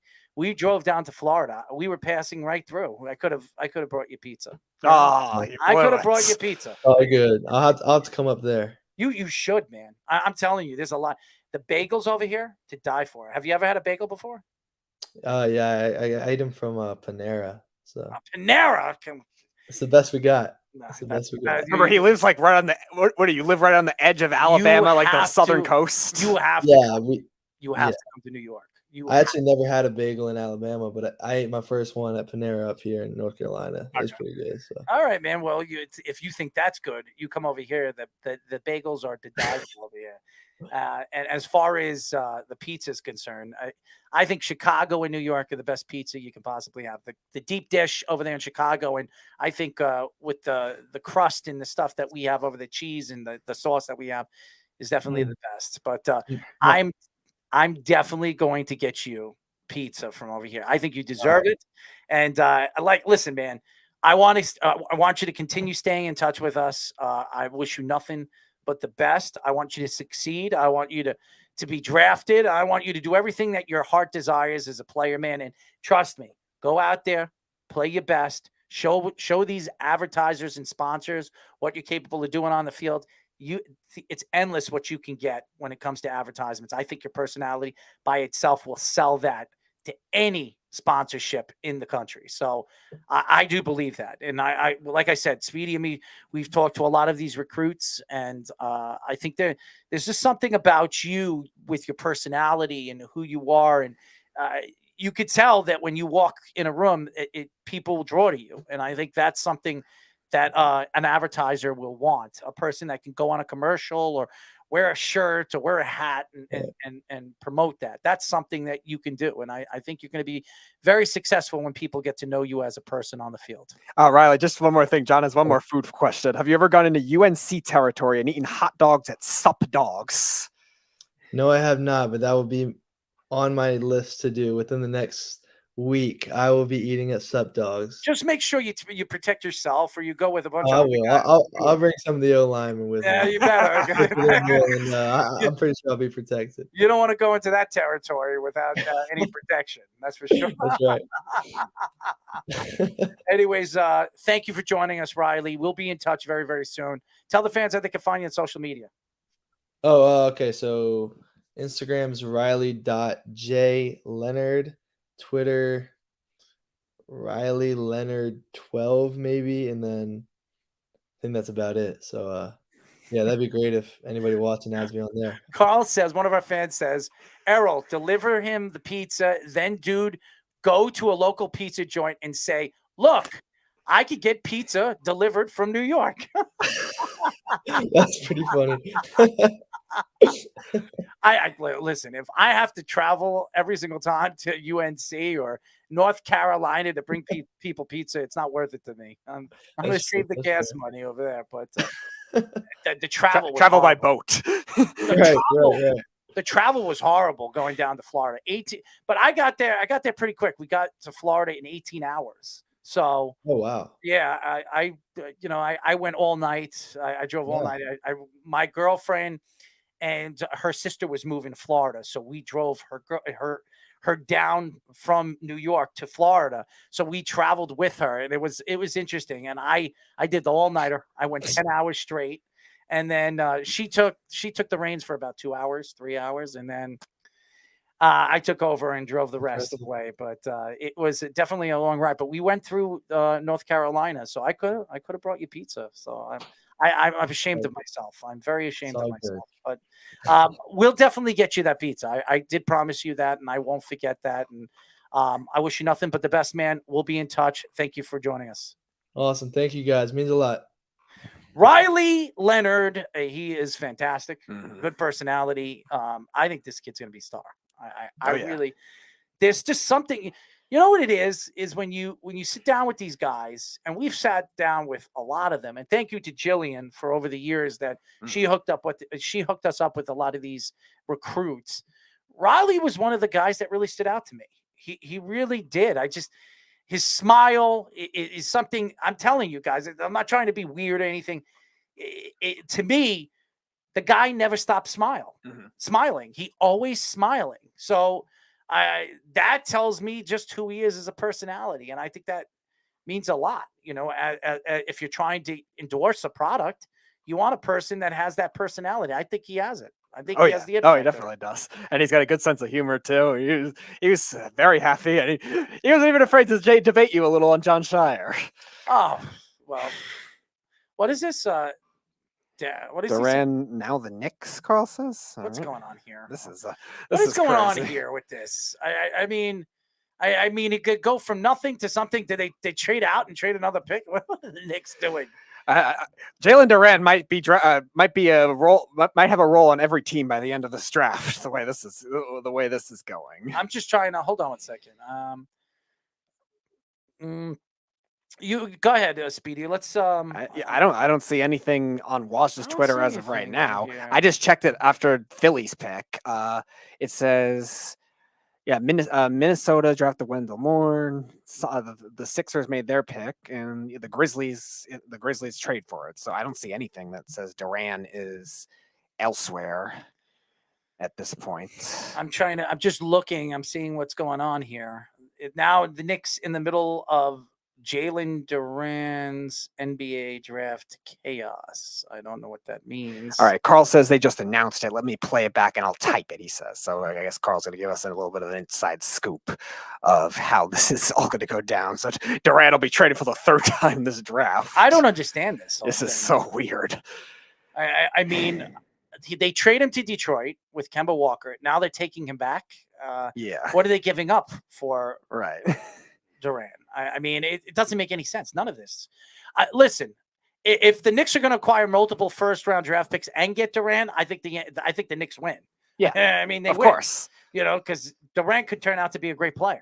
I mean, I think he will be because he's a guy that is very good speed for his size, good rebounder, and again didn't play a lot because I think he got suspended or something like that, or he got COVID. He missed a lot of time. I forget why during the Memphis season, but was one of the better big men in that conference and that country. All right, here it is. Carl says Hornets trade Durant to the Knicks for a conditional first-round pick and for a future second-round pick. And then Ben says the Hornets said in Durant with the number 13 pick and sent it to the Pistons via the Knicks, who added Kemba Walker to Detroit's package. The Pistons began to negotiate a $9.2 million buyout of Kemba, which would make him a free agent. Okay. What does that have anything to do with Durant?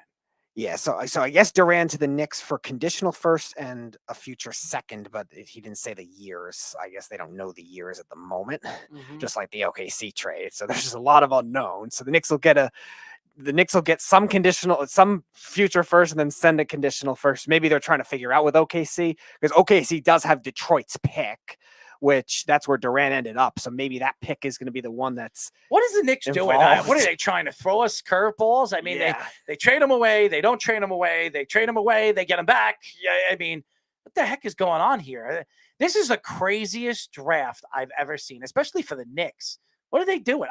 Well, obviously they're trying to upgrade their team and get more draft stock. Obviously, that's what they're doing. Leon Rose is trying to do that. But what did they give up to get back Durant? I mean, right. And I thought Detroit wanted Durant. Now all of a sudden they traded him. Yeah, I really have no idea what's happening with this kind of thing. I mean, they were going to trade possibly Jaden Ivey for Durant in a trade. Now all of a sudden they trade him away back to the Knicks. I mean, right, and then it seemed like Detroit was going to keep both of them, but we were hearing before the show that they're going to pursue hard for DeAndre Ayton, so maybe they don't want to pursue a big man in that case. They were going to use Durant as a piece to get something else. How tall is Durant? I want to say 6'11", 7 foot. But don't they have Mitchell Robinson? It might be an insurance policy because he's always hurt. Plus, I think he only has 1 year left on his contract, so it might be a thing where is he a center or is he a power forward? No, he's a center. He's mostly a pure center. He's got good speed for a center. He could pass a little bit too. And I would say Robinson's probably a better shot blocker, a rebounder, but I don't think he's far behind Durant. And he's a little more polished, being that Robinson was so young when he got drafted, 18 years old, and Durant played for 2 years at Memphis. I'm just trying to look at his numbers. Yeah, 6'11" and 250 is what it looks like for his body type. What did he average last year? What did he average? 13 points? I'm trying to get his numbers. I can't find his numbers. Yeah, I'm looking at that. 13. I think he was averaging 13 points and what was it, 8 rebounds or something like that. Yeah, he was the second highest scorer on the team. I know that for a fact. I'm trying to find out if it was. Well, you figure it out. But I would like to thank Riley Leonard for joining us as always. He's a fantastic personality, and we really appreciate it. We are not going to have Dyrell Briggs on tonight. He went to his daughter's softball game, and they're running a little late. So he will be joining us on Tuesday of next week. So shout out to Dyrell. I know he wanted to come on with us last time he talked to us. We were going to do stuff with autism together with him, but Dyrell is a fan of the show and a friend of the show. So we'll get him on next week. I promise you guys, everybody was looking forward to hearing Dyrell again. By the way, his 12 points a game, 8.1 rebounds, 1.3 assists, shot 59.7%. So very efficient. Also averaged 2.1 blocks per game too. So good on the defensive side. If he becomes a star, what is a star? What is a big man like that? Is he a good shooter?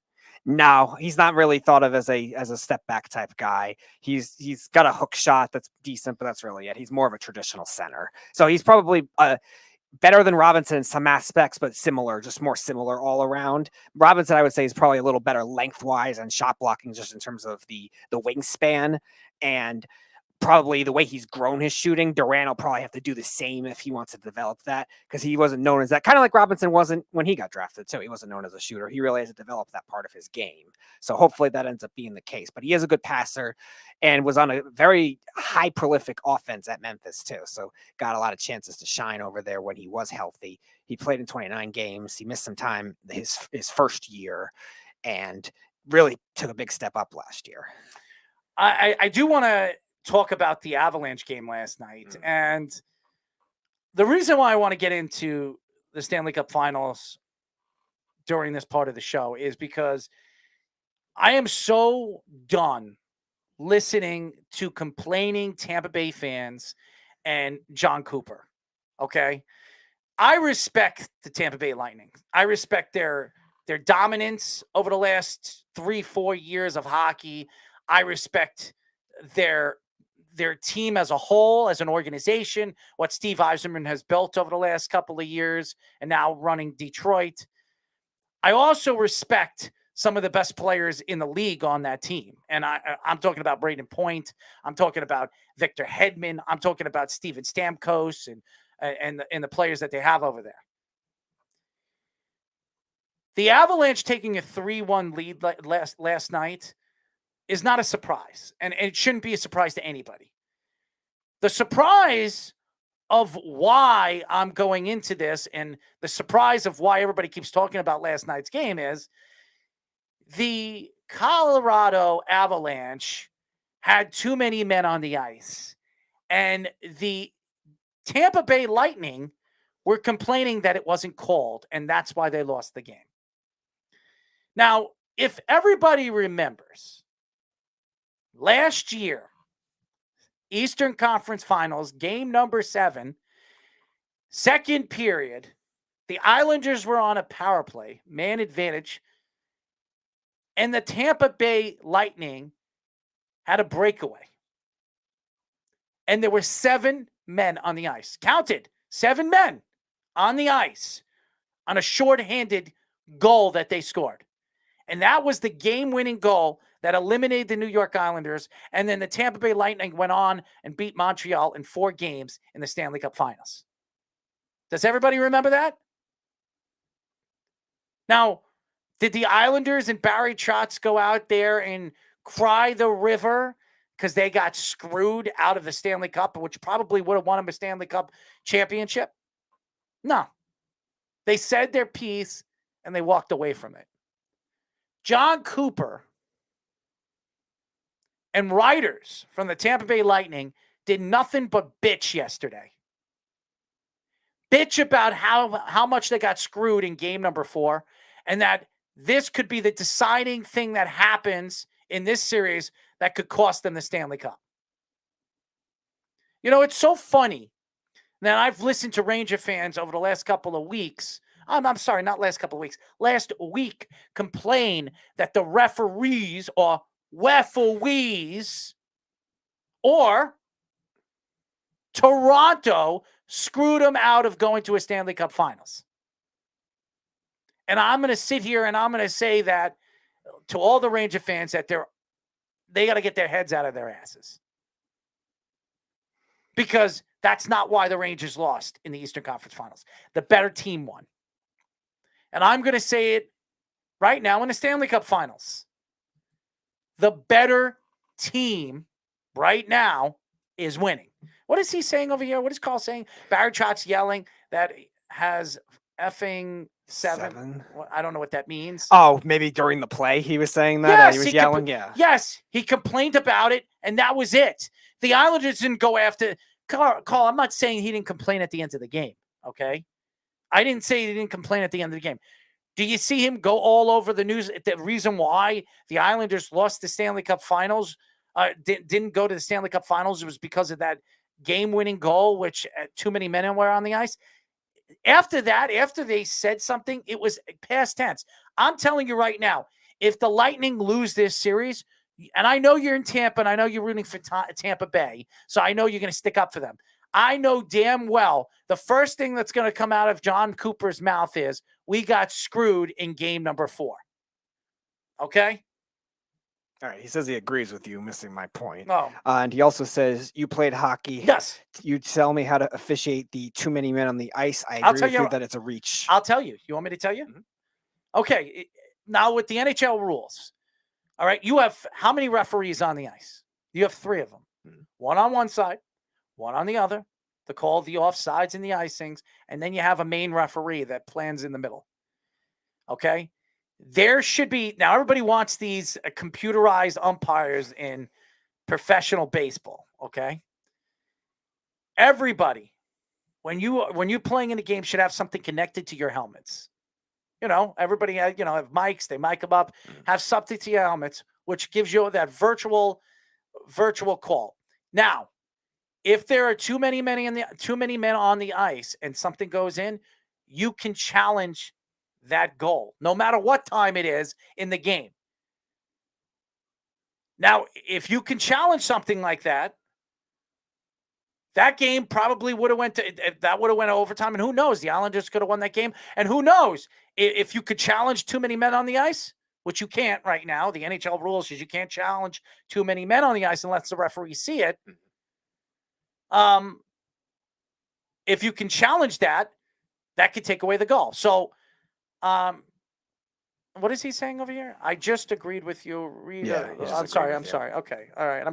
I'm trying to read it. So Speedy, you got to make sure that when people are posting, you let me know what they're saying. But I think the best way to control too many men on the ice is that you could be able to challenge it, especially in the playoffs when the game means too much to those teams. A game 7, a game 4 in the Stanley Cup Finals that could tie the series. If there were 2, you should be able to challenge that.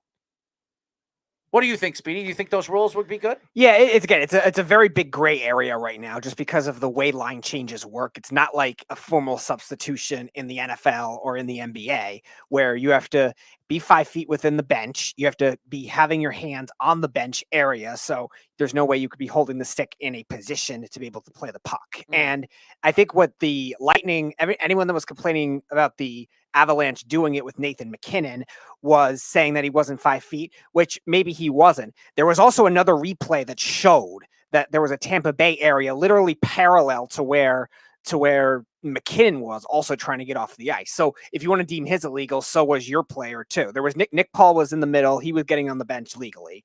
And I think the other two, so technically both guys, I think Avalanche had 6 and the Lightning had 7. Now it's a gray area that maybe as replay expands can be challenged later on.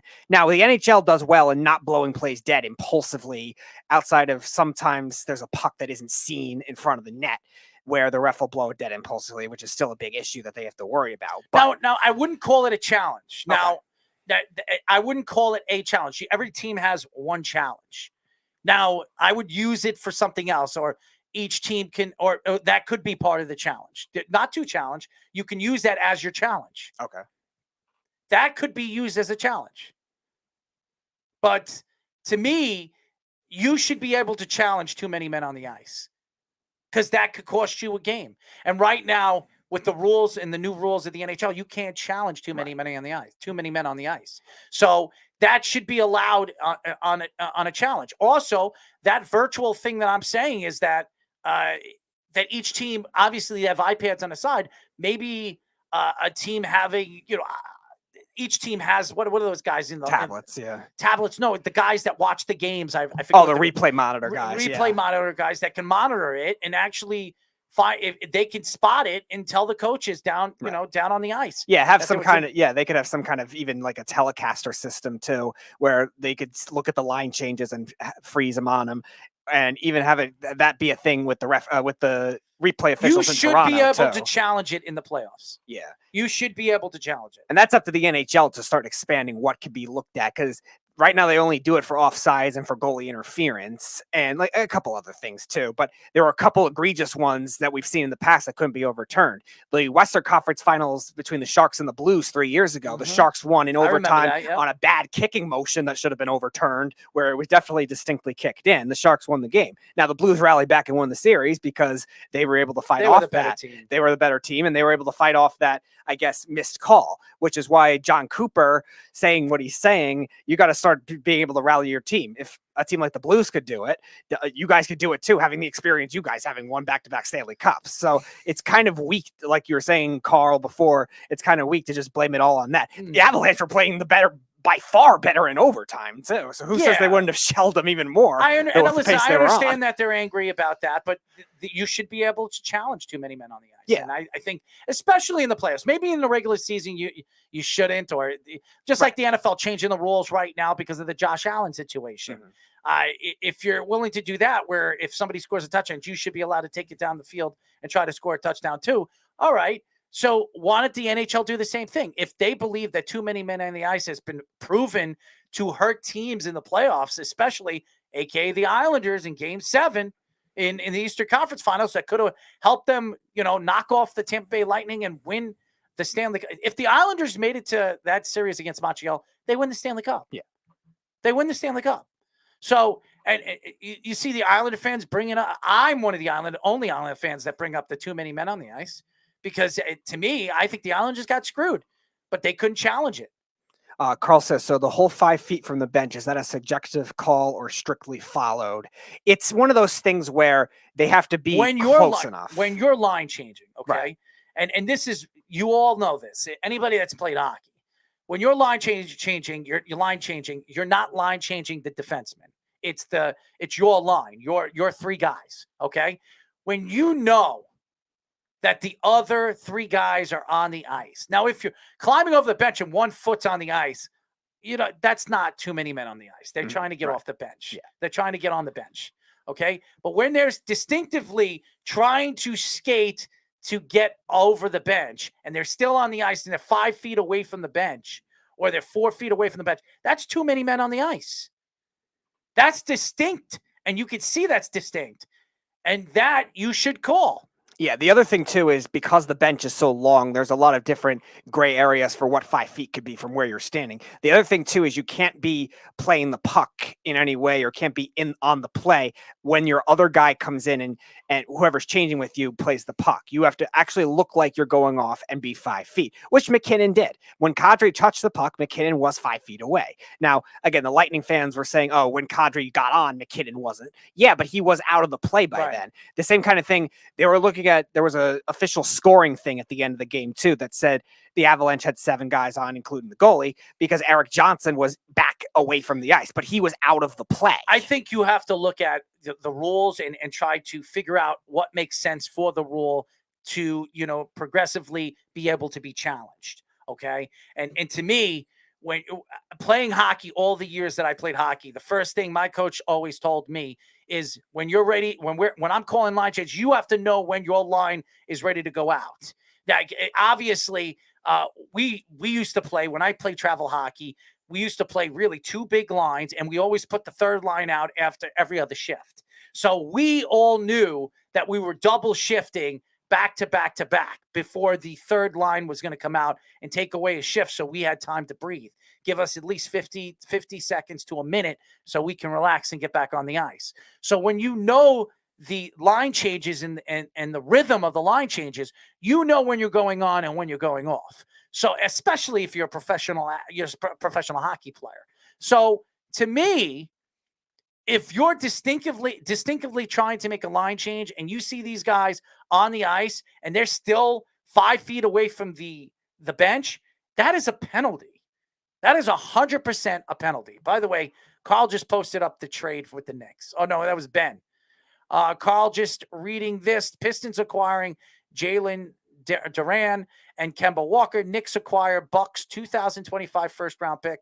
Top 4 protected from the Pistons. Hornets acquiring Nuggets 2023 first-round pick.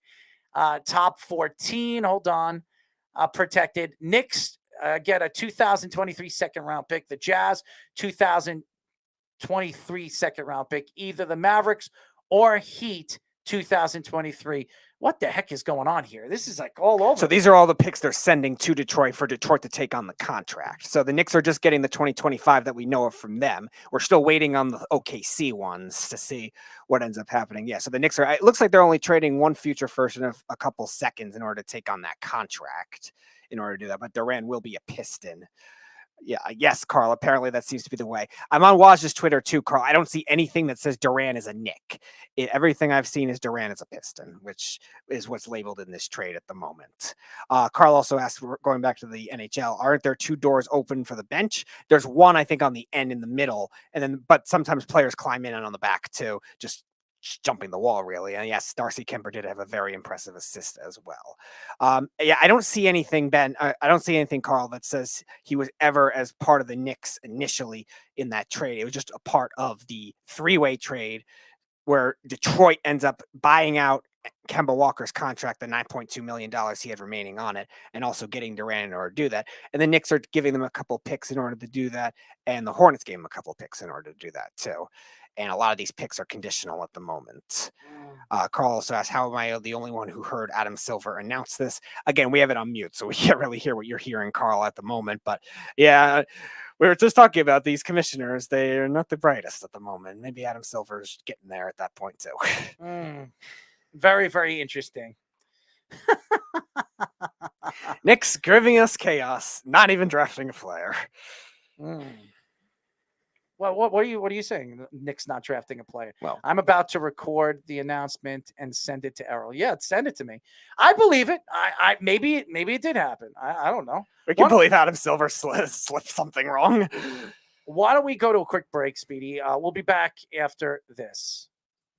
You're listening to the Worldwide Sports Radio Network. Hi, this is Terry Crews, actor, former football player, game show host, father of 5, and all-around big dude. I'm also an expert on drama. I know all kinds of drama. There's the good kind that comes with having a house full of kids. There's the bad kind like season-ending injuries. There's the necessary kind like having an agent in Hollywood. And there's silly drama like the drama around my percolating pectorals. And then there's the drama you can skip. Skip the drama that comes with not having your high school diploma or equivalency. Find free adult education classes near you and finish your high school diploma.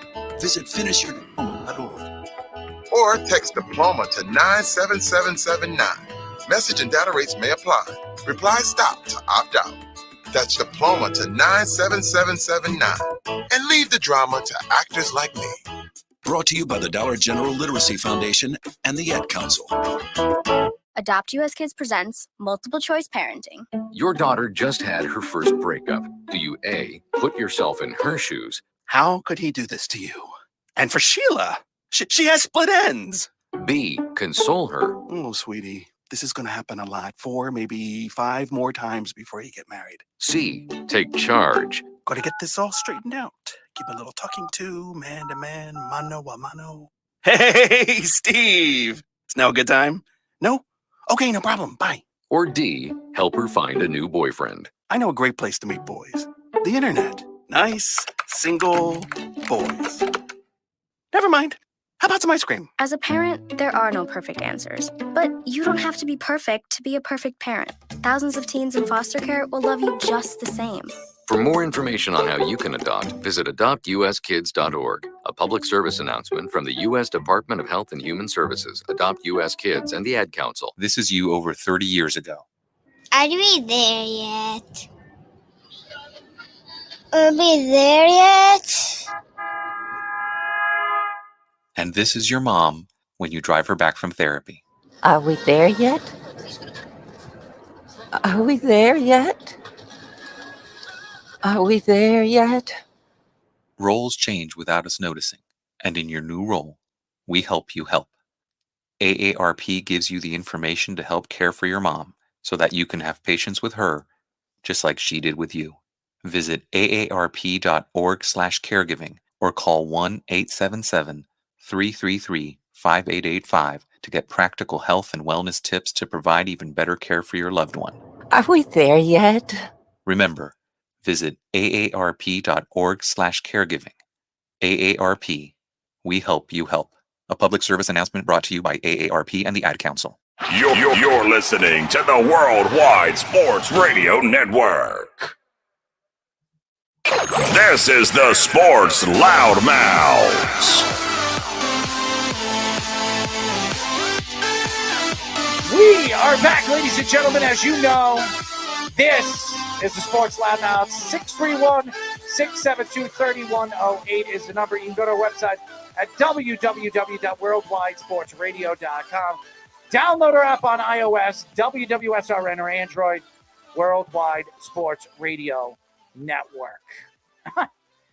So, Speedy, do we have any information? Is this a done deal? Did the Knicks get a Durant or what? It doesn't look like it. I don't see anything on Waj's Twitter that says the Knicks got Durant. Everything is exactly what Ben said. Pistons are looking like the team that are getting Durant, along with all these multiple second-round picks they're doing at the moment. And I think everything that Ben said is everything we know about right now, according to Waj's Twitter. I do want to get into the Brown situation, and the rest of the show will be practically basketball and football. And I will say this with the Yankees and the Mets, we'll talk a little bit about the Yankees and the Mets too at the end of the show, because Jacob deGrom looks like could be on his way back, and so will Max Scherzer. He's a couple of days away from being back in this rotation, which if you're a Met fan, you should be very excited. But this is what you've been dreaming about if you're a Met fan. But there was a story today, and Speedy actually gave me a list of things to talk about, that the Browns could be interested in Jimmy Garoppolo. And obviously adding Deshaun Watson, you're interested in this story because we're expecting the 49ers to either release Jimmy Garoppolo or trade him. Now, I don't know if Cleveland's going to make any trades because they practically trade away the future for Deshaun Watson. So I don't know what they're going to get or give up for Jimmy Garoppolo. So if he becomes available, I could see Cleveland making this move. But if he doesn't, I can't see Cleveland trading away a significant amount of pieces, especially trading away, 3 first rounds? Right. 3 first-round picks for Deshaun Watson, and you don't know when Deshaun Watson's actually going to play again. So, I mean, Speedy, what do you think? Do you think that there's some kind of truth to this story? It's a little late in the process, but I think at this point, because of the struggles to trade Baker Mayfield, and they might be forced to cut him, it's certainly possible because the Browns do have a lot of money right now. Somehow they were able to get to a $27 million still salary threshold, and maybe that has something to do with trying to restructure Watson's contract to make this kind of thing work if he is indeed suspended. But even after the Amari Cooper deal and re-signing Jadeveon Clowney, they still have a lot of money, so they can make that work. I think if they were to trade him, it wouldn't be for a lot. I don't think the Browns would overpay for Jimmy Garoppolo. I don't think they're that desperate at that point. I think it might be more in season, see if they're still competitive with what they have first in order to judge it before making an impulsive trade, just because they don't have a lot of draft stock as it is. I think the other thing to look at too is Carolina was the one that was trying to trade for Baker Mayfield. Now them being out of it too kind of limits that market. People are still saying Seattle, but I don't know how much I believe that, where it might come to the point where they got to make a decision soon. But could you imagine Jimmy Garoppolo go to Seattle in the same division? That would be crazy. And if they do release him, I could see him going to Seattle because I'd see him like to smack around, the San Francisco 49ers for a full season. I think Jimmy is still a good quarterback in this league. I don't know if he's a starter. I don't know if you can win with Jimmy, but let's be honest. Jimmy Garoppolo has been close to a Super Bowl. Last year, he went all the way to a Western Conference, the NFC title game. I mean, he was a couple of plays away from going to a Super Bowl. So to say that you can't win to Jimmy Garoppolo, if you have a good defense and you have a good running game and you have decent wide receivers, you can win with them. What is Jeff saying over here? Nick's got horrible picks in return. Well, we have to wait to see on the OKC picks. The Knicks had to trade some in order to get rid of Kemba's contract, Jeff. They weren't going to just get more picks for Kemba. That wasn't going to listen, happen. Jeff doesn't care what the Knicks do as long as they look like a laughing stock. So if the Knicks are the laughing stock, so Jeff will do anything to throw the Knicks under the bus. I'm not saying they did anything right now. I'm just saying that we don't know what they're getting back from OKC in the first trade in order to make that all work. They got an additional 2025 first at the moment, and they had to trade some extra seconds in order to pay Kemba. And now Jeff has arrived. All right, Jeff, what's going on, man? Yeah, it's 3 protected first-round picks. And did you see the protections? You basically got a first-rounder and 2 second-rounders. Again, we don't know what they got from OKC. There's nothing that... We do know. Oh, yeah? It's a 2023 protected first-round pick from Detroit. It's a 2023 protected first-round pick from Washington. And a 2023 protected first-round pick from Denver. You ready for the protections? Mm-hmm. Pistons, top 14 protected through 2025, unprotected in 2026. So you're basically getting a bottom first-round pick. Mm-hmm. The Denver protections, top 14 protected through 2024, 2025, and in 2026, it turns into a second rounder. Mm-hmm. So you're getting nothing there. And the Wizards is top 14 protected in 2023, top 12 protected in 24, top 10 protected in 25, and top 8 protected in 2026. And if it's not conveyed by then, you get a second rounder. All right, so they just have to use the picks before then in that area, and just hope they're not all lottery teams. What do you mean they got to use the picks in that area? They don't even get those picks if the teams that gave up those picks are picking in the lottery again. Yes, we know how that works. They don't even get those picks. All right. They turn into second rounders. They're not all second rounders because they could also use those picks to trade up again if they have enough of them. If the Wizards keep drafting in the lottery, that's a second round pick. All right. we get that. Right. I'm just saying they still have to The accumulate Pistons them. It's still not a bad idea to accumulate them rather than either reach on a player or They're take what they trading got them- back. They're trading them to teams that are also going to be no good. So basically, Tough to tell in 2025. All right. So sitting here right now, they drafted the French guy. Now, the reason why they drafted the French guy, because they wanted to make a trade. They wanted to trade Kemba Walker. They wanted to get rid of Kemba Walker's contract because they want to obviously open up salary room so they can go after Jalen Brunson. If they get Jalen Brunson, okay, was it that bad of a move for the Knicks to do what they did? But getting Jalen Brunson isn't guaranteed because Denver can match any offer the Knicks make. Well, it's not Denver. It's Utah. I'm sorry. It's Mavericks. Dallas, it's Dallas. yeah. It's Dallas. That's what I said. Yeah. No, you said Dallas. You said Denver. You said Denver. Oh, did I? Sorry. Yes. Dallas can match any offer. Yes, Dallas can match any offer. But if the Knicks offer him more, and listen, I don't think Dallas is re-signing. Give Jalen Brunson a max contract. So, I don't know what they're doing. Maybe they're opening up salary room to go after Donovan Mitchell. Who knows what the Knicks are doing? They obviously know something that we don't. Now, are we sitting here today and saying, "Oh my God, we thought the Knicks won tonight because they traded away that pick"? No, we're questioning what they're doing. But again, what were they getting? They were reaching. They were going to reach at that pick anyways. So, I mean, okay, let's say they went after Durant. Essentially, all the Knicks did was draft salary cap space. Yeah, that's what they did. And right now, the Knicks are looking to bring in another superstar, or another good player that can help them win. Not a young player. They got a bunch of young players, Jeff. Now, I'm not saying, again, I'm going to say here, we both know the Knicks drafting at 11, we knew the Knicks weren't going to get that good of a player. We were talking about this about a week ago. They said the Knicks, they're sitting at 11. Ha, ha, ha, ha. Yeah, you're right. What were the Knicks getting at 11? So whatever they were getting, they were trying to move up to try to get Jordan Ivey. There was no way they were getting him. So they were sitting there at 11. Who are they going to bring in? Durant? Durant is the same player as Mitchell Robinson. Maybe a little bit worse. Mitchell Robinson is a better shooter. So what were they bringing in? There was nothing out there for them. The other player that they wanted was from the Wisconsin kid. Yep, one pick before. Yep. He went the pick before, so they weren't getting him either. So what were the Knicks doing at 11? They weren't going to reach, because if they reached at 11 and that pick turned out to be garbage again, the Knicks would have been attacked for that. So they traded out of the pick. They got rid of salary room, and they'll see what they do in free agency. Now, if they fail on that, that was a lost cause, and the Knicks failed on that. They failed at number 11, which I'm sure they'll be attacked, one way or another from that. But it's not a dead move by the Knicks yet, Jeff. And to sit here and say that it was, well, then you're just being a Knick hater. It also depends on what they do with the draft picks too, because they could also use that to package in other deals too.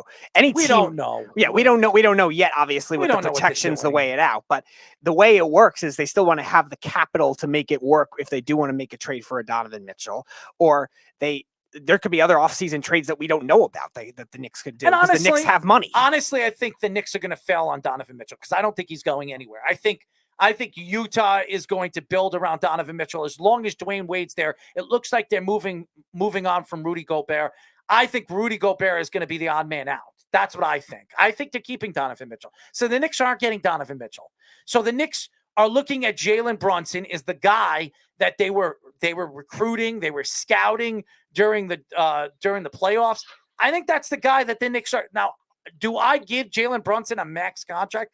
No, I am not giving Jalen Brunson a max contract.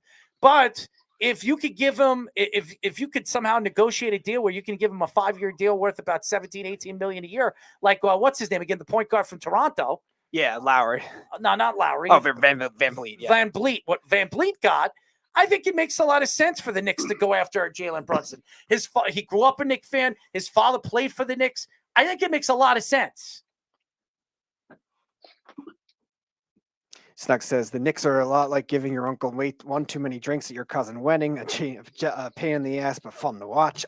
Carl says very Tim Hardaway-esque. Snug says wait till they give him the max contract on Brunson, a very Knicks thing to do. Again, it depends on if Dallas gives him the max contract. The Dallas is not giving him a max and contract. that's what the rumors are leaning towards, is that they're not giving him the max contract, which means he'll either be gone or he'll have to settle for less, and maybe either hope that free agent market gives him a max contract. And he already said that if he doesn't get a max contract from the Mavericks, he's going to open up. He's going to go to free agents, of course. So and the Knicks aren't going to. So if he were to choose between Dallas and the Knicks, he grew up a Knicks fan. I really believe he wants to play for the Knicks. So, and that's where his family lives. His whole family lives in New York. That would be insane. But that would be insane. Yes, because Dallas has a chance to win right now. You're absolutely right. Like, why would you like just from a basketball perspective? I'm not picking on the city or their mouth-breathing inhabitants or anything like that right now. I'm not doing any of that. Okay, but just from a pure basketball standpoint, Luka Doncic is a beast. The he's the best player on either team. And where is he? He's in Dallas. So Dallas would be a lot closer to winning 100%. than the Knicks would be. 100%. Okay, well, you say I pick on the Knicks. 100%. And I would definitely, if I was Jalen Brunson, I would look at that 100% if he's looking to win a championship right now. But maybe he thinks that Dallas is still far away from doing that. They still don't have that other superstar. How far away can they be? They just made the Western Conference Finals. You're also in the Western Conference, and you still got to compete with Golden State, Phoenix, and some of those other teams in the Western. The Western Conference is still very top heavy and better than the Eastern Conference. They just made it to the finals and went through a lot of those. Yes, they made it through the finals. They knocked. Who did they knock off? Phoenix. They knocked off the Jazz first, then Phoenix. Yes, the Jazz off. Right. So you're saying they're so stacked they got to worry about Phoenix? They just beat Phoenix. Yes, and they also Phoenix is losing DeAndre Ayton. He's probably going to Detroit. That's what everybody is saying. So that's fine and great. But again, we don't know what Phoenix is going to be next year. Phoenix could be even better next year. They could add another player, another piece. Right. They might use the Ayton money for something else. Yes. We also look at the Western Conference. I don't. If LeBron decides to stay, I can't see the Lakers being this bad next year. And by the way, the Clippers are going to be a lot better next year because Kawhi Leonard's coming back. So there's a lot of teams in the Western Conference that are just going to be better next year because of health problems and other problems. And San Antonio might be better too, because San Antonio, this is the last year for Greg Popovich. They're going to pull all the straws. They're going to put all their straws in there to try to win or try to bring in players to help them win, being that it could be Greg Popovich's last year. So I agree with you, Jeff. I think Brunson would be better off staying with the Mavericks. But again, he has some kind of love and affection for the New York Knicks. I wouldn't be surprised if he goes to the Knicks. I think the Knicks already know if they're doing all this and they're moving pieces away and moving salary room the way they did. I think they already know that they're getting Jalen Brunson. I think they already know it. So I'm just telling you I don't think it's that they know that they're getting Jalen Brunson, but I think that they know that they need to bring in a free agent, and that's going to cost them money. So it's salary cap room either way, whether it's Brunson or someone else. You're probably right, but there's just something about this. I mean, first of all, being at 11, and everybody keeps talking about Jaden Ivey, and the Knicks were talking about moving up. I think the Knicks could absolutely move up and get Jaden Ivey. I think it was too hot for their blood, and I think they just didn't want to do that. So they knew at number 11 they had to move out of that pick. They needed to see if they could free up some salary room from Kemba Walker because they weren't going to move on from him. They couldn't move him just by not giving anything. And so they had to give up a pick for it. And what they did is they had to do one for the other. Islanders did that for many, many years. For the last 2 years, they've been doing that too. I mean, when they went after, what's his name again, from Ottawa, Pajot. The Islanders had to give away a first and a second to get Pajot. You know what I mean? You got to pay the stupid tax. tax. Yeah, have to pay the stupid tax. So that's what the Knicks knew that they had to do. Even though the 11th pick wasn't a stupid tax, I don't know if it was going to be a good player. I mean, there was. I told you the Knicks getting Kemba was going to be a bad idea. I saw it when he was with Boston. That was a bad idea, paying Kemba Walker. You're probably right. Mm-hmm. And so the Knicks had to give up, and they had to part ways with the first-round draft pick to get rid of that contract. But because they had one more year left on that contract, and the Knicks want to win now. So hopefully if everything falls together for the Knicks, they get Jalen Brunson and they get their point guard. And even though they didn't get Jaden Ivey, they got a guy that's 26, 27 years old, fairly still young, and still has a lot of years left of basketball, and he wants to be there and wants to play with RJ Barrett. And then you have your point guard of the future right there in New York. So if that works out, it's not a bad move. Are you going to agree with me? If somehow the Knicks get Jalen Brunson, are you going to say it was a bad move by the Knicks? Me personally, yes. I don't think he's a bad player, but I think Jalen Brunson is severely overrated. Overrated? I think he's overrated. Yeah, I think people are putting too much value in Jalen Brunson. I think he's a nice player, but I don't think he's a difference maker. I think he's a point guard, and that's something the Knicks need. Well, yeah, no, I mean, listen, they definitely have needs, and point guard would be a need. It's a huge need. But I think Jalen Brunson is overrated. Okay. He's barely a starter on Dallas. All right, let me ask you a question. Out of all the point guards the Knicks have had in the last 10 years, is Jalen Brunson the best if he plays for the Knicks? It's kind of a loaded question because I actually like what Derrick Rose did. Yeah, but he's pretty good, but he's more of a backup. When he went to the Knicks, he was more of a backup guy. I understand the injuries have hampered him, but former league MVP. I think Derrick Rose can shoot and play a role. He's still a Knick. He's still a Knick. He's still there. No, right. Right. No, I know that, but I think he can play a role and things like that. But I think it's just a younger Derrick Rose. I don't think Jalen Brunson is a great shooter. I think he's a good point guard and distributor and that kind of part. I don't think he plays great defense, and I don't think he's a great shooter. He also might play better defense, though, in Thibodeau's system, though. That could help. Yeah, that could be as well, but I don't think he's the player Knicks fans are hoping for. No, they're also bringing in Jalen Brunson. He could be a piece. If he has a good season, he could be a trade piece. And I think that's a fair criticism before you go call me a Jalen Brunson hater and a Knick hater. Listen, I don't know what Jalen Brunson is. He had 2 good years, and maybe going to New York would revive him even more and make him become even a superstar. Jalen Brunson has a lot of talent, and he averaged 17 points a game this year. I could see Jalen Brunson, if he has a good season, he could average 22, 21 points. And for a point guard, that's good. And if he's giving you, 6 to 7 assists a game, which he's pretty good at, tallying the ball, I think that's a pretty good targeted piece for the New York Knicks. 16.3 points a game, 3.9 rebounds, 4.8 assists. He shot over 50%, a little over 50% from the field, 84% free throw shooter. Mm-hmm. You should shoot 50% when you're wide open because Luka Doncic has 4 dudes on him. I don't know about 4. He's got 2 guys on him, but. Right. So every shot Jalen Brunson takes is wide open. That's not going to happen, isn't it? I don't know if it's wide open. Come on, Jeff. Well, it also, again, the Knicks need some kind of floor spacing too. So even if he does get attention, it'll help them get other guys open more too. The Knicks have had a trouble with pace and team speed for quite a while because Thibodeau, as good of a defensive coach as he is, sometimes plays a slower system too, which is why Julius Randle flourished in his first year, but was awful in his second year because the tempo was perfect for him. Then they tried to get a little faster. The Knicks improved in some areas offensively and fell off everywhere else. I mean, but think about how funny it is. Like, New Yorkers and Knicks fans in general have been like, we're getting this superstar. We're getting Donovan Mitchell. We're getting, all these guys. They want to come. And the best piece that you can actually hope for this offseason is Jalen Brunson. Again, we don't know what the Knicks have in store. Maybe they do get Donovan Mitchell. Maybe they do. They won't. They can only afford so much. I think they only have $20 million. $20 million, yes. Now right, so $20 million doesn't get you Donovan Mitchell. But Donovan Mitchell is a max contract guy, and that's $35 million a year. So you're still $15 million short of paying for 1 year of Donovan Mitchell. Okay, and you have a guy like Julius Randle where you could trade Julius Randle in that trade, in a 3-team trade. And then what's left? And then what's left of that team? You still need a big guy. What's your best big guy? Mitchell Robinson? You have Nerlens Noel too. Who's a journeyman. Okay, but he's a pretty good. Played well since he's come to the Knicks. Yeah, he was the best shot blocker before the year before he hurt himself. He was the best shot blocker in the NBA. Hold on. Here's the question, flat out: are you a better team? Are the Knicks a better team if they trade Julius Randle, or are they a worse team if they trade Julius Randle? If they're trading Julius Randle for Donovan Mitchell, they're a better team.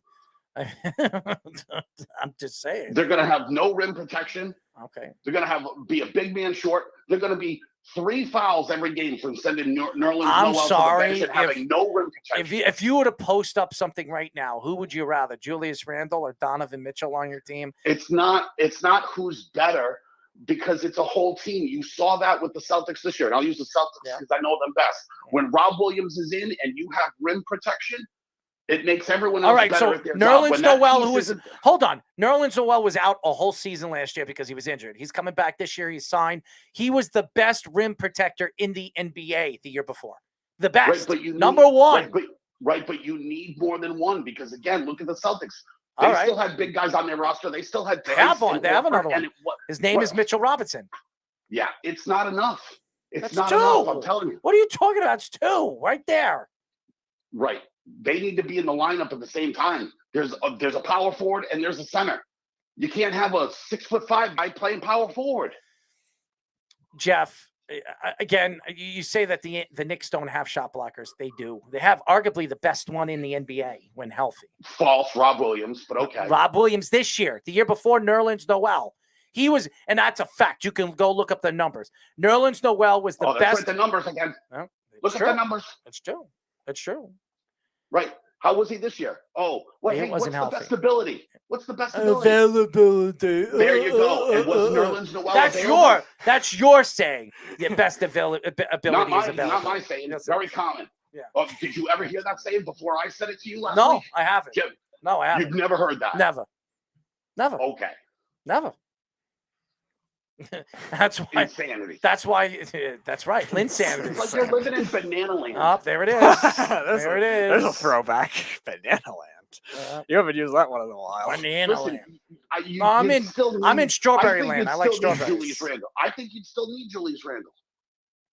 I don't think the Knicks need the young players also played better without him towards the end of the season. Yep. So. Obi Toppin played his best games when Julius Randle wasn't playing. I think Obi Toppin, he can emerge into that 4 as a well-rounded guy. Yes, he has to improve his rebounding. I agree with that. But he didn't play a lot, and he played better in terms of team value. If you look at Julius Randle when he's not in the game this season, and look at Obi Toppin with the more minutes he played. Right. Obi Toppin shined when he played. These guys could take a step forward, but you're counting on that they would take a step forward. They're not proven commodities. Nobody said that, but then Toppin was an 8th overall pick. You should be developing. If they don't develop, that's right. There's a lot of dudes.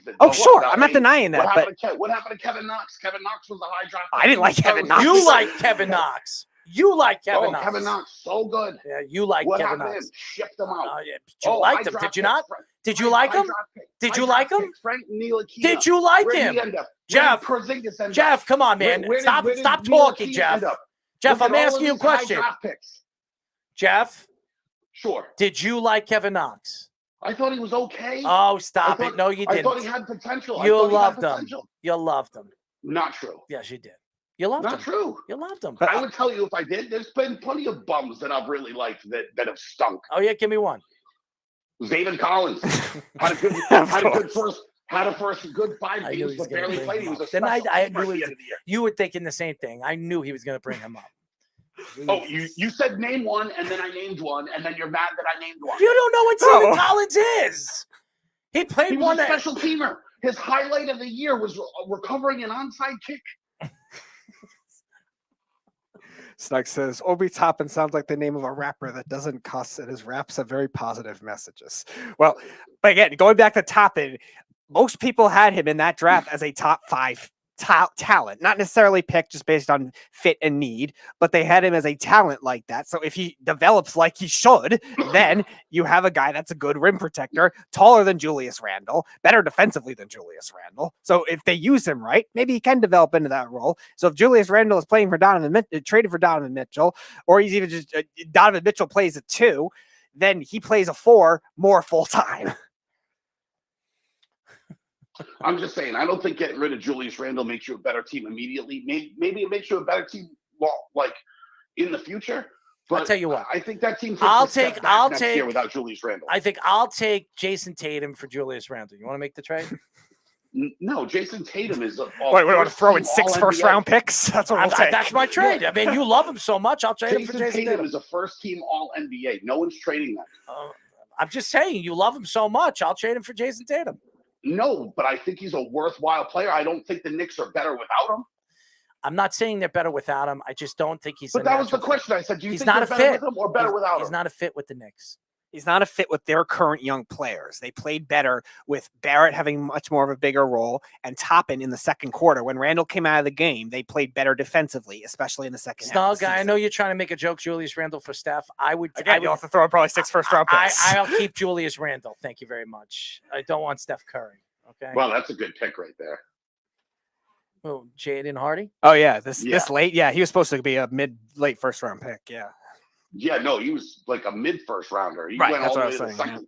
Yeah, I mean, this kid was the number 2 kid in his high school class. Like, this kid can play basketball. I remember that. Yeah, I was surprised that he was only projected there initially, even at the beginning of the draft process too. He wasn't as high as even some of the other ones too, and now he falls to the second round. Yeah, I think a big story out of this draft, very honestly, is the poor choices high school kids have made. Like, I think this kid made a poor choice playing in the G League, and I think that's what hurt his draft stock. Whereas if he had gone to college, I think it would have been easier for him. I think the reason why he went to the G League was because of money, and of course, yes, and these kids are trying to support their families and NIL, baby. Yep, and unfortunately, and that's why I think the NBA needs to change this. LeBron James, I think, was the last guy to come out of high school to play in the NBA. I think that needs to be, and I think it will be changed again. That if you as an athlete want to go and play NBA basketball out of high school, that's your decision, and you should be allowed to do that. And why the NBA took that away was because college coaches and the NCAA were complaining that these guys were just going straight up into the NBA when they're losing talent to go play college basketball. So I think it's I realize horrible. you guys are talking basketball, but what I wanted to just switch gears for a second because I know that we were just talking. I know this will fire Errol up. I can't wait for this. How do you feel about the controversy with Colorado's goal in overtime last night? We were talking about it. We were talking about it. I think it's funny that Tampa's complaining about it, because this is the same thing that happened to the Islanders last year in Game 7. So I mean, I think it's a joke. I actually think it's a joke because it shows people, A, don't read the rule book, and it also shows, B, if you want to complain about the 6th man on the ice for the Avalanche, you also have to take into consideration there were 7 guys on the ice for Tampa. And literally I couldn't see who it was. I think it was Ruda, literally in the spot parallel to where McKinnon was going off the ice that all the Tampa fans were complaining about. They want to penalize Colorado because Nathan McKinnon got into a fight with a door. Yeah, not only that, they had to change the scoring, first of all, because Eric Johnson was on the ice but out of the play, like he was near the goalie.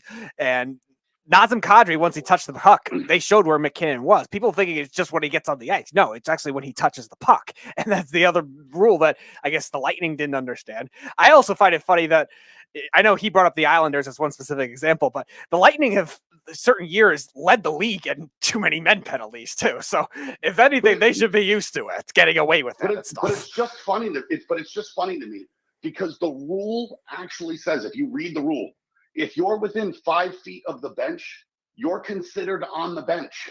Right. And the way McKinnon was there, his hands are right on the bench. He was climbing. His stick was on the ground. He was out of the play. I don't know why they're complaining about anything. Honestly, they had no chance in this series. I didn't think Tampa had a chance in this series, and it's proven to be showing that. I mean, the Avalanche are a better team. And we expected this. Jeff, you even said it. There was nobody beating the Avalanche this year, especially the way they're playing. If they could find if they find any goaltending, which they did, they're going to be hard to beat. And Nathan McKinnon, slowly but surely, is becoming one of the top 2 players in the NHL. He's not even close to the best player on his team. How's that? Really, Nathan McKinnon? Yeah. Yes. No, not even close. Yes, not even close. Makar. Cale Makar is easily, dude. If you've been watching, first of all, Cale Makar has more goals and points in this series, right? And if you've been watching, Cale Makar is the quarterback. How he goes, the rest of the team goes. Yeah, is McKinnon a good player? Of course. Is he fast? Very fast. Cale Makar is the best skater in the league. Hands down, bar none. Well, I don't know about that. Connor McDavid's the best skater. He had top speed for a Hell no. defenseman, and it was Hell no. second among all skaters. I'm sorry. Yeah, I don't care. I still think Cale Makar is the shiftiest dude. If Cale Makar played center like Connor McDavid did, it would be over for the rest of the league. Cale Makar is giving everyone a break All by right, saying, that's you know your- what, I'll hang back at the blue line. That's your opinion. I think Nathan McKinnon's the better player. I think Nathan McKinnon's the best player on that team. He's a fantastic player. He really is. And for a guy that only And played I'm not even sure he's better than Kadri. Kadri scored a goal last night. Only one hand. Kadri is nowhere He's close. been playing better in the playoffs, He's maybe, nowhere but close. he's not a better He is- player. I'm kidding. Relax. He's nowhere close to the talent Nathan McKinnon Nazem is. Kadri has to be the best Middle Easterner in hockey. Yeah, probably is. Yes. Yeah, he is. Yeah, see? Of course. There you go. I mean, he's also a journeyman too. So Not a journeyman. He's only No, he's not a journeyman. He was just stuck on Toronto or just getting out in the no, first round. he's every played year. on 3 different teams, didn't he? I don't think so. I I, think thought he he's on went right to Colorado. I think he's been on 3 different teams. Carl says, "What a pass from the goalie." Let's Yes, see. Kemper did have a very nice assist. Jeff, Carl wants to know, Mm-hmm. Jeff, if you like Kadri talking trash about the Tampa Ice. Dude, I called my buddy, my homeboy, one of my old teammates, a kid named Roy Sperry. I called him today because he's a real piece of shit, right? He's like a real, and like when we played, he was just the biggest dirt bag I've ever seen. And I love the kid to death, but he's left-handed and kind of a piece of shit and whines and complains about everything. And I literally called him earlier, I swear to God, and I said, I thought that was you, a left-handed kid that all he does is spear people and bitch and moan, right? And you got Kadri going. I believe the quote was, the effing ice is terrible out there, right? He's bitching about the ice and then goes and scores the game-winning goal. Perfect. Yeah. John Cooper doesn't want to complain about that. No, all he wants to do is complain about too many men on the ice. Well, yeah, have your defense stop a guy that hasn't played in over a week. It's so funny with John Cooper. John Cooper is such a hypocrite. He really is. I know. Well, The team gets away with so many too many men on the ice penalties over the course of the last 8 They years. practically went to the Stanley Cup Finals because they did that, and they're complaining about. No, this? I know that, but also at a larger sample. I think 2015, I want to say 2018, and there was one other year they led the league in too many men on the ice penalties. And honestly, as an Islander fan, it is what it is. Move on. I mean, it does bother me as an Islander fan that the Islanders could have won a Stanley Cup last year if that was called. But again, Right, I but think this is the same thing that happened last night, right? Yeah. Like you see this all the time, Yeah. and God bless you, Errol. You're a good guy, but you just like you ignore hockey norms when it's your team that it didn't. The bounce of the ball didn't go your way. Yep. The rule is if you're within 5 feet of the bench, you're considered on the bench, which is what happened last year. But you complained, oh, he's still on the ice. He's still on the ice, right? If you're within 5 feet of the bench, you're on the bench. That's what the rule says. So the goal was scored, and you lost. Okay, That's what it is. Here's the thing, and I want to ask you a question because I understand the rules of the NHL and how Gary Bettman wants to.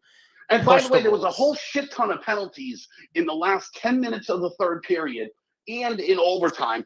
Trippings. Here's my boardings, question. that Here's my weren't question. Called. Okay, you're 5 feet away from the bench, and the puck hits you. It hits you in the skate, and you're going to the bench. Is it a penalty? No, it's not, because the rules actually say you have to intentionally play the puck. I'm for a sorry. I'm sorry. That's a penalty, dude. You're getting involved in the play. Wrong. You're getting involved. Okay, the rule. Go to the rule. Rule. I Go to the understand. rule. I understand the rule, but as a hockey player, you're getting in the way of the play. That's a penalty. What does the rule say? I understand what the rule says. Okay, so you understand what the rule says. Yes, I understand And the then you rule. want to ignore the rule. No, the NHL needs to change the rule. They need to Then change the advocate- rule. Then advocate for that. Don't say, "Oh, well, if you go to the bench and you're within 5 feet, the puck hits you." No, it's not penalty. Honestly, if you should be allowed to challenge too many men on the ice, you should be able to challenge it. And if you could prove that, Right, it was too because many there's men on the always people going on and coming off, and you could literally. This isn't. If you want to be that strict with the rule, you can honestly call too many men on the ice every shift change. Right. It's so Everyone. informal, it's hard to judge. That's why we were saying maybe have a separate replay area to make that kind of thing happen, where they could see the exact line change in the locations in the freeze frame for the replays. 'Cause not all replays are going to be able to show it. Carl, I don't have the tape. I'm not a replay official, but yeah, that's the kind of thing that might be able to expand the replay to the next level. And the NHL does a good job, I think, of not, except for maybe a couple in front of the net, not blowing the impulse whistles in order to judge that kind of thing. But something that informal is sometimes very hard to judge for a referee right away, so they might be able to do that like they do in baseball with the replay monitors. Let's go back to last night. Let's just go back to last night. Do you blow the whistle and stop the play because there was a 6-man on the ice fighting with the door? No, that's what I'm saying. The NHL does well with that. And you're going to stop the play and take away a goal because that team is saying you have too many men on the ice when the home team had more men on the ice. Well, yeah, and technically, if you want to play the same way, they were both McKinnon and Ruda, or whoever it was on the other side, were technically Ruda not. And Sergachev. Yeah, and I think Nick Paul was going off too, and he went off in the middle and was fine. It was the other end of it that I couldn't see for Tampa, but they had enough guys. I can send you the picture of the 7 guys. We have it right here. Yeah, Speedy actually gave me the picture. Yeah, right. It's 7 guys on the ice, technically 8 if you want to count the goalie, right? Yeah. But 7 guys on the ice for Tampa, 6 on the ice for Colorado. And the team with 7 is bitching about the team with 6. So you want to take away a goal when you had more men on the ice. I don't know what John Cooper is trying to do, but he makes himself look like a fool. That's what it makes him look like. Like you're complaining about something that you're not going to win the argument. 1, 2, your team did the same thing last year in the Eastern Conference Finals. So I don't understand. But it's still not a penalty. I understand that, but this is why I went to this, because Islander fans will cry endlessly, penalty, save us, penalty. No, within 5 feet of the bench, you're on the bench. And let's go back to all the non-calls. They weren't going to call the too many men on the ice because they allowed 5, 6 trippings, by the way, on both sides. Yeah. The game was getting real dirty, right? But the refs had decided, and this is hockey, whether you like it or not, the refs put the whistles away unless somebody's bleeding and dying, or the penalty that they have to call, which is delay a game. Those were the only 2 penalties they were going to call. They didn't call anything else on either team. They said, screw it, let the boys decide it. And I'm glad they did it. Made for great hockey. I do. We were talking about the Jimmy Garoppolo thing, and it's such an interesting story. Jimmy Garoppolo stinks. He stinks. But he's still good enough to beat Aaron Rodgers. Oh, God. Here he goes again. I mean, not beat Aaron Rodgers? I mean, the story right now. On the road, in the snow, in Lambeau? The story right now is the hardest place to play on the planet, but Jimmy Garoppolo can win? If he becomes available, there's a very good chance that the Cleveland Browns could make a move for him. Now, it's an interesting move because if they decide to release Baker Mayfield, I don't know why they would just release Baker Mayfield. I would not release him unless I get something back for him. You don't trade. He's getting traded, just so you know. They're already in. Seattle's already in contract talks with Baker. Really? Oh, wow. Okay. I heard it was Carolina too. Nope, Seattle. Seattle, really? I promise you, and when it happens, and I'm not going to tell you how I know, but I'm just going to tell you, it's going to be a mid-round pick, like 5th-round pick.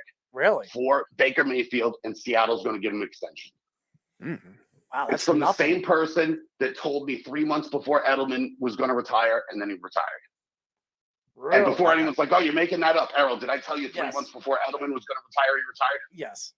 Yes. Okay. Same person. He's going to Seattle. It's going to be like a 5th, 6th-round pick. And then they're going to give him an extension. That's a great move by Seattle. That's a great move. I mean, you're not giving up anything for him. And you have 2 good 5th-round pick. That's still pretty good. 5th-round pick for Baker Mayfield, who was one play away from going to AFC title game 2 years ago. Clears up all their problems, and Cleveland already has a backup that they like. No, it clears up Seattle's problems. Absolutely. Not really. It makes the things muddier out there because they also got Drew Lock. Oh. And don't worry, they could cut Geno Smith. They don't need Geno Smith is gone, and Baker, move him to running back. And to me, Drew Lock is a backup. We all know he's a backup. He's not a starter, and for him to think that dangerous move. This is a dangerous move for Baker though, because if he goes and loses his job to Drew Lock, say he loses that quarterback competition, who's ever going to want Baker Mayfield? Nobody. Nobody. You're right. Absolutely. But I don't see Baker Mayfield losing anything against Drew Lock. And I think Baker Mayfield will succeed over there because I think he's not the same quality quarterback as Russell Wilson, but he's an accurate quarterback. And if the offensive line scares me, but they added Cross in the draft, who is a very good pass rushing offensive lineman. So my buddy is usually pretty spot on. So it might not happen, but I'd be stunned if that wasn't the deal. Hey, listen, I still think he's going to Carolina. That's why I think he fits the best. They can't do it. Really? Why? Because they can't keep giving up more draft capital for quarterbacks that don't work out. Oh, what are they giving him? A fifth? No, the way the Panthers work, they'll give the third. But it's not gonna matter because they gave up a second and a third for second and fourth for second and fourth for Sam Darnold, and now you're going to give up more draft picks for another quarterback that, let's be honest, there's question marks around. Hey, listen, the Jets capitalized on that pick too, or that second round pick. They did. They moved up and they got Johnson, which could turn out to be a fantastic move by them. But and out of all the quarterbacks in the world, Baker Mayfield isn't even close to the one that got screwed over the worst by their team. Isn't even close. Quinn Ewers has beef. Oh yeah. Sam Darnold too. I mean, what the Jets did to Sam Darnold too. Does he transfer again, or does he play this year and then transfer next year? He can't transfer. So here's the deal. You get one free transfer. Okay. Right? You get one transfer where I'm going anywhere and I'm going to play tomorrow. It's an impact, yes. And he used that transfer. Right. Now, if he transfers, he has to sit out a year. Mm-hmm. Yeah, so that was the dilemma, because I was seeing like different scenarios. Does he play this year and then either go somewhere else and then sit the year, and then he only gets 2 years out of it before he goes into the NFL? If I'm Quinn Ewers, I transfer right now. Transfer now, just get it out of the way. Oh, okay. you want me here? You tell me I'm the guy, and then you bring in this stiff? Nah, man. Right. Good luck playing without a quarterback this year. That would stick it to them. Yeah, that's what I would do. That would make all the Texas fans eat their words on their quote-unquote expectations they love to have. Because if you want to go to the NFL, you have to be 3 years removed from high school. Yeah. Right? Yes. And so if he plays 1 year and then sits out, he's only going to have 1 year of tape and then try to go into the draft? Mm-hmm. Nah, dog. I'm transferring today. Right. Carl says the Knicks draft Trevor Keels, the guard out of Duke, at the 42nd pick. And Stuck says Geno Smith can be the new Ryan Fitzmagic. Yeah, good luck with that. He'll never be as iconic of a beard as that. Exactly. He'll never grow as luscious of a beard as Ryan Fitzpatrick did. But Quinn Ewers got beef, bro. I know. I was stunned when I saw that today. I'm like, what? They just acquired Ewers. Ewers had so much upside last year too. I thought of it in that same light as the way Arch did this year too. And yet, here's what's even better, because I know Errol will get mad too, right? Because Bryce Young and his NIL deal of $800,000, dude. What did they give Arch Manning? How much money did they give him? I said the same thing. The only reason why Arch Manning went to Texas is because they deeped his pockets. That's what they did. Of course they did. That's what's happening to everyone, of course. But this has to be the NIL deal to end all NIL deals. It has to be. Mm-hmm. I'd be stunned if it wasn't $2-3 million a year for this kid. Really? You think it's that much? Dude, do you know how much money Texas has? Yeah. And do you know how much they love football? Yeah. And do you know how bad they've been for like the last most underwhelming team every year. Dude, they lost to Kansas last year. I know. I was joking all over Twitter today. All these Texas might have got this great transfer. Yeah, they're still the team that lost to Kansas and had 0 draft picks in this past NFL draft. They're saying he's not starting this year. It doesn't even matter. Well, it depends on the Ewers transfer scenarios too. Of course he's not starting this year. Do you know why he's not starting this year? Why? Because he's a senior in high school. Thank you. So that's why he wouldn't be starting, because he still has to go to high school 1 more year. Right. So Ewers would be able to play, but then the following season is when Arch Manning gets there. Because the timing of this thing was really to time it up so other recruits can be like, oh, that's where he's going. Oh, I'm going to Texas too. Mm-hmm. Well, yeah, it was supposed to be that way for Ewers too, because again, Ewers could have. How good do you think this kid is? Honestly, he's good, man. He's good. Really? Yeah, he's good.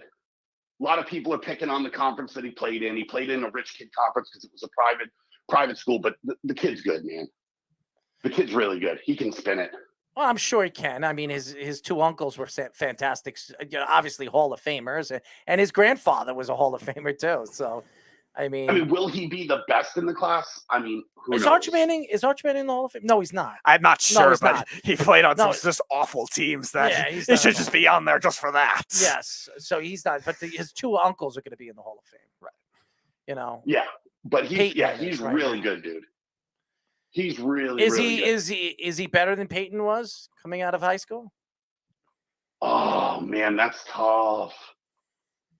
He doesn't have the height Peyton had. That's a problem. He's probably got a stronger arm than Peyton had. Like if you go back to when Peyton was in high school, it took Peyton, and Peyton Manning never had a big arm anyways. Right. He never had like the strongest No, arm. he was accurate. But, yeah. Right, but he didn't have the arm this kid has. This kid can throw it. Yeah. I think it's a little give and take because I don't think he has the accuracy that Peyton had, but I think his arm is stronger than what Peyton's was at this point when when Peyton was coming out of high school. Right.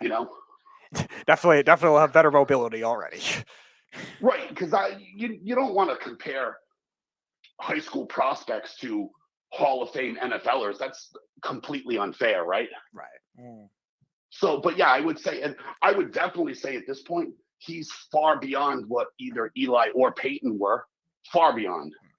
Like yeah. And I don't know if that's to be attributed to there's better workout programs now than there used to be. Like, people are smarter with what they put in their bodies than what they used to be. Like everything, it's so much different now that it's hard to like compare really. Also, I think the way the recruiting works too, it seems like they were able to show all the videos, be able to hype it right from the start because he was basically taking tours around the SEC. He was on. You think that's the recruiting, or do you think it's I'm just going to back a truck full of cash up to your house and you? Well, that's of course. I'm not denying that, and the schools are going to be wealthier than they used to be when Peyton was playing too.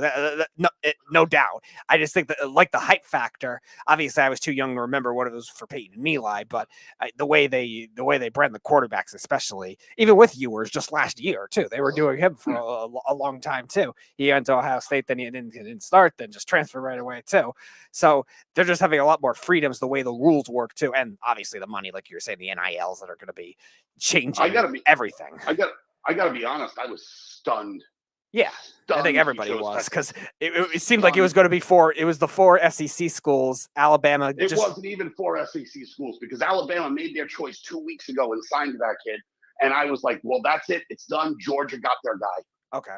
Yeah, and then there was, I think Ole Miss was in the running, and LSU was the other one that were in the mix? No.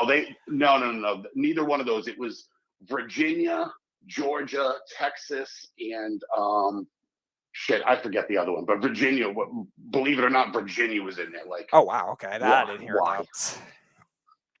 Maybe I was thinking of earlier in the process then, because I definitely remember something with Ole Miss, but maybe that was earlier on. Carl says, well, that was the speculation because of Eli and Archie Manning. That's where Eli and Archie went. Okay. I thought there was some kind of connection to it, Lane Kiffin, but I might be remembering that wrong. Carl says they gave Arch a ranch and an oil rig. Snug says Texas is the new Chargers. Similarly, but I think Texas has crumbled more, actually. The fact that Archie Manning is still alive is amazing based on how bad the Saints line was. Yeah, they were probably literally one of the worst rosters of all time. As Aints, as they call it. And I mean, Texas, I don't think it's fair to compare them to the Chargers. I think if you want to compare them to someone, they're the Knicks because they always say they're going to be good, but then they never are. Well, no, I think Snug is comparing to what I call the Chargers of the least clutch team in football. Like, whenever they have these great, like, loaded rosters, they either crumble in the playoffs or lose close games.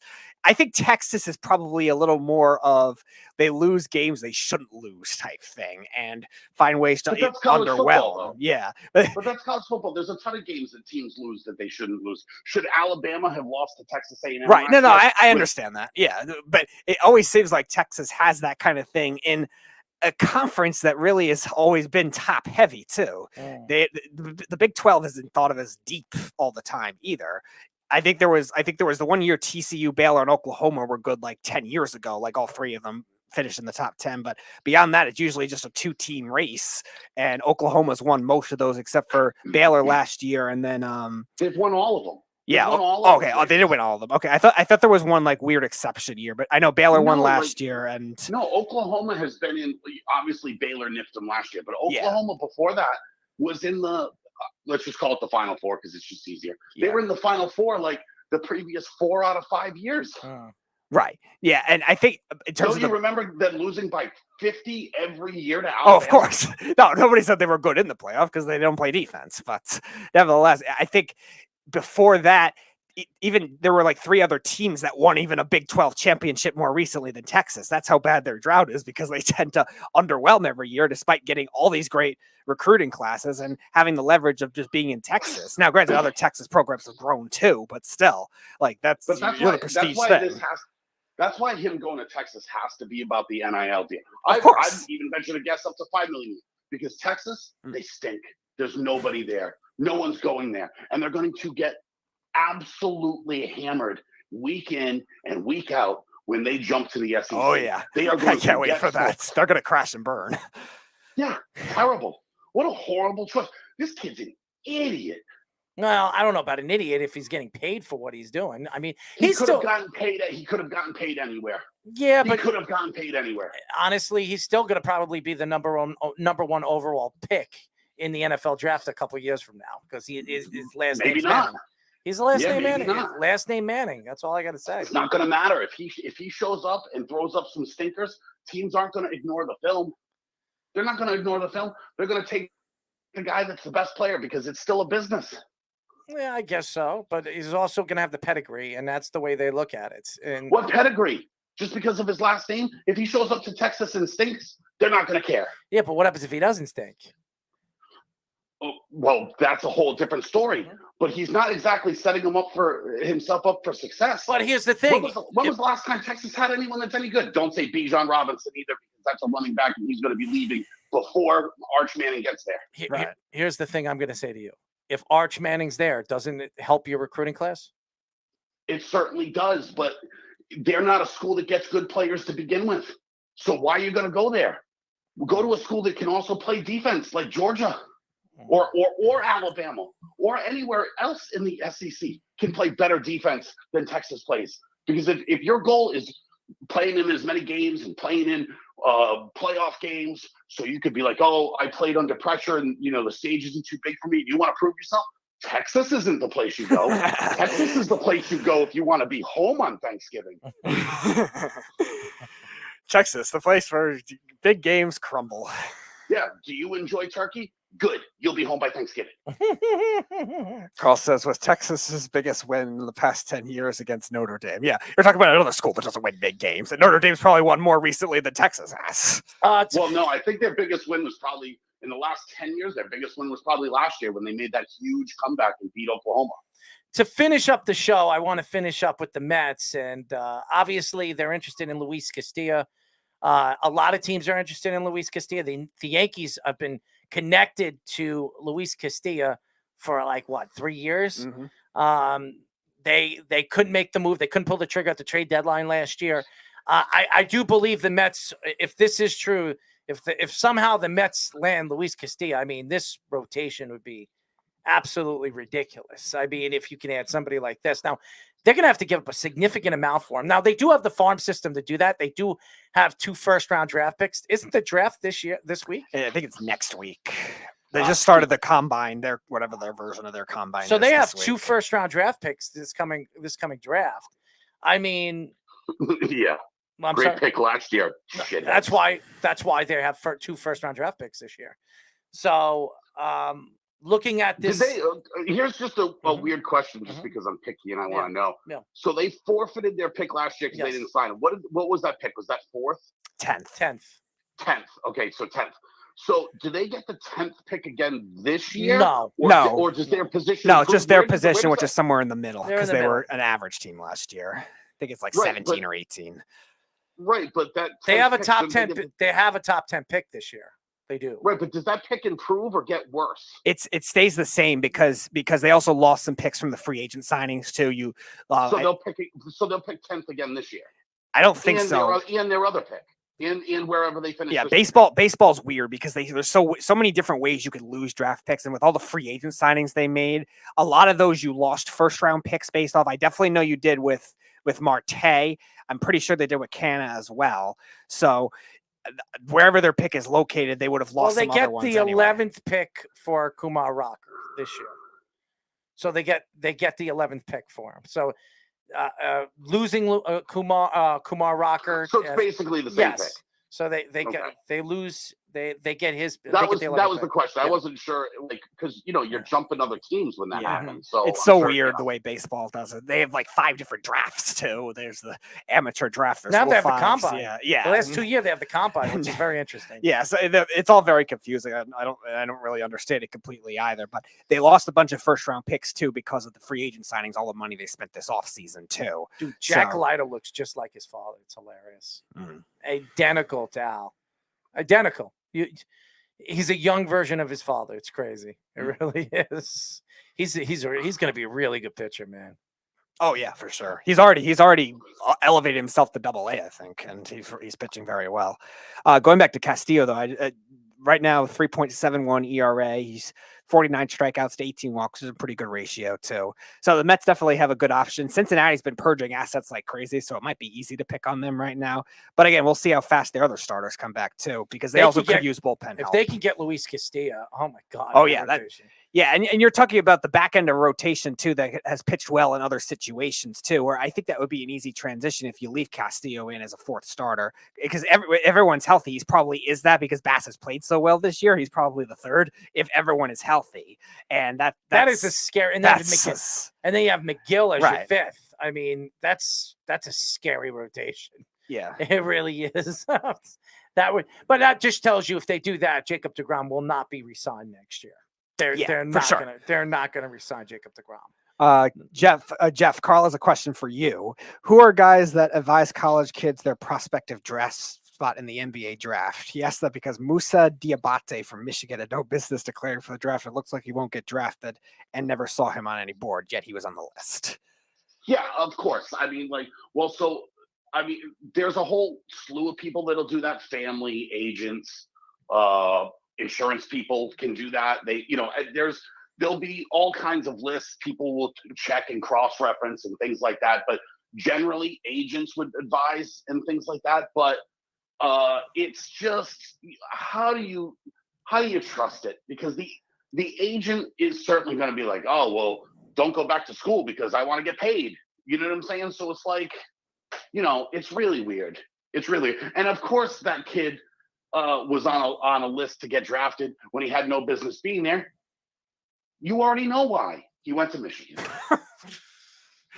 And he's back to firing shots at Michigan. It was only a matter of time. I was surprised it wasn't in the football part. It's not even a university. It's a clown college at this point. Ooh. Clown college, he says. Yeah. At least they've won more big games than Texas. Not by much, though. I mean, but it's just a bunch of people compiling lists and go, oh, you compare to this person. Oh, you're better than this person. Should you get drafted high? But all of that stuff happens way before a combine. So it's like, you need to draft and hire an agent. And then by that point, you're committed. It's the same thing with Slade Bolden.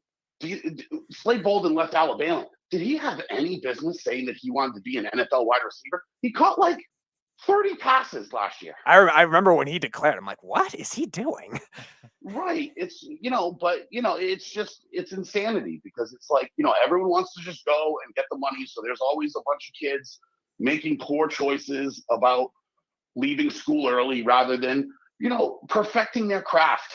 Mm-hmm. That's what it's about. And I think that honestly, if anyone wants to perfect their craft, you just transfer out of Michigan, go just about anywhere else. You'll be fine.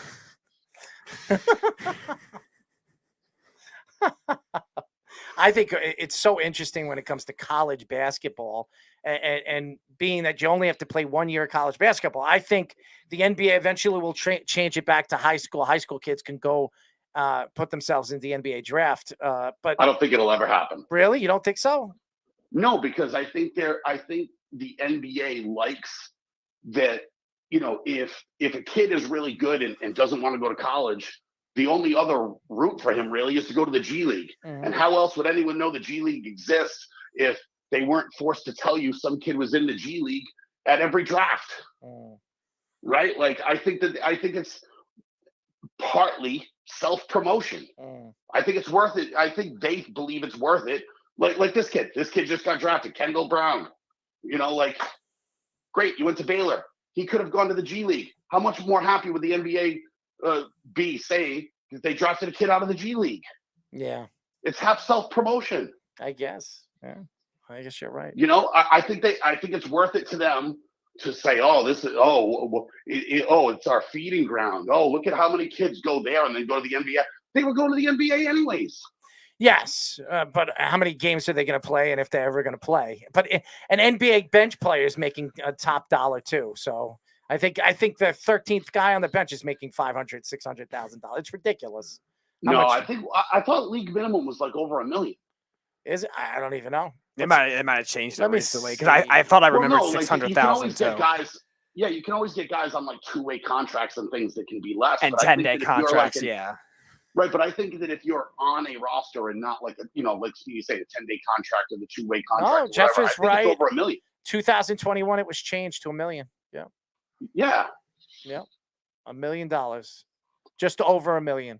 That's crazy. Right, and that's generally if you're like the 13th guy on the bench because the last. So as soon as these guys, put on their hats and their jerseys, they're millionaires. How crazy is that?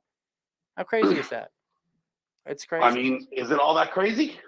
It is when these guys come from nothing, and as soon as they step on a stage, they're making $1 million. It's crazy. I mean, everyone had that opportunity. Anyone could have done it. Jeff, I'm just saying. I know, but that's the industry. It just is what it is. Yeah, I guess so. Good for collective bargaining, right? Mm-hmm. Jeff, by the way, just because I saw him on the screen a couple minutes ago, good call with the Walker Kessler thing you were saying about the sleeper. That's a really good fit for Minnesota. They need defense. Dude, Walker Kessler is a great defender, and he can shoot a little bit too. He's no bum. Mm-hmm. I thought Walker Kessler was a really underrated player just because of his defense. Yeah. But Minnesota was the number one team offense last year, but they struggled defensively, and now he gets to be alongside Towns. That's going to be quite a right. But that's also why I think it's a bad place for him. Like, how many minutes is he going to get as a 7? I think he's 7'5". Yeah, well, again, the conditioning we'll see with him with that. But the Timberwolves, most of their depth is in the guards. Right, but he's not like a power forward. He'd have to play center. No, he's going to play center, and then Towns will play 4, which he's capable of doing because he's a good shooter for a 4, a modern NBA 4. I think he'll if he develops like he should, he'll be able to play the starter minutes for sure because the Timberwolves don't have a lot of big depth. I actually was excited for where he got drafted because I thought it was better for the team that drafted him, which was Memphis. Yeah, I was like, I saw that too. I'm like, wow, that would be something. Right, and then when I saw he was going to Minnesota, I was like, "Oh, that's terrible." I'm like, I think he would have been better with Memphis. Mm-hmm. Absolutely. Let Jaren Jackson loose, let John Morant loose, and all you got to do is just sit back and block shots. Right. You can be the white Rob Williams. Mobley's brother. Is this Mobley's brother? Yes. So he gets drafted by the Cavaliers. Not surprising. Wow. Yeah. All right. There you go. Reuniting the brothers. Yeah. I mean, dude, my brain is just evil. All I was thinking right there was, what a reality show to make them get bunk beds in the same apartment in Cleveland. Well, good for him. Both brothers are playing there, and they want to make him happy, and they want to make him feel comfortable because he's a franchise. Right. That's a good move. I mean, you want to make your best player. Is it a good move, or is it essentially drafting Bronny to make Bron happy? Who knows? Anyways, Jeff. I mean, I don't like these things. You guys are adults now. Move to different cities and try to make it on your own. Thanks, Jeff. Stop mooching off your brother because he's so much better than you, you second-round bum. You should have gone to Michigan. Thanks, Jeff. What a personality. Should have gone to Michigan. Man, I let him just speak for the last half an hour. I just sat there listening. Oh yeah, he was ready to throw out his shots at Michigan. I was practically dozing off. I was like, "What the heck is going on here?" Well, it wouldn't be Jeff calling the show without him taking shots at Michigan. So I'm just surprised he didn't do it during the football conversation. It took until the NBA. On another note, I had the opportunity to see what Tyler was posting up on social media. Oh boy, what do we got now? He drove all the way to the water again to hang out by himself. How nice is that? Why don't you go hang out with him, Speedy? You hang out. I'm not going in the for rocks. Skip rocks in the ocean when it's dark. I'm not doing that. No, during the daytime. He was doing it before the sunset. Oh, okay. He likes to watch the sunset. Maybe you guys can sit and have a picnic on the on the beach together. Oh, a picnic where he'll eat the majority of the food. Probably. I mean, there won't be any sharing. I was waiting for Carl to make that joke, so I had to beat him to it.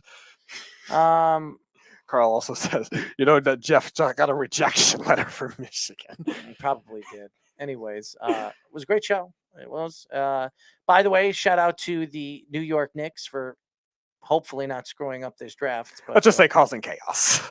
Yeah, what else is new? I'm not surprised. Causing chaos that doesn't help them.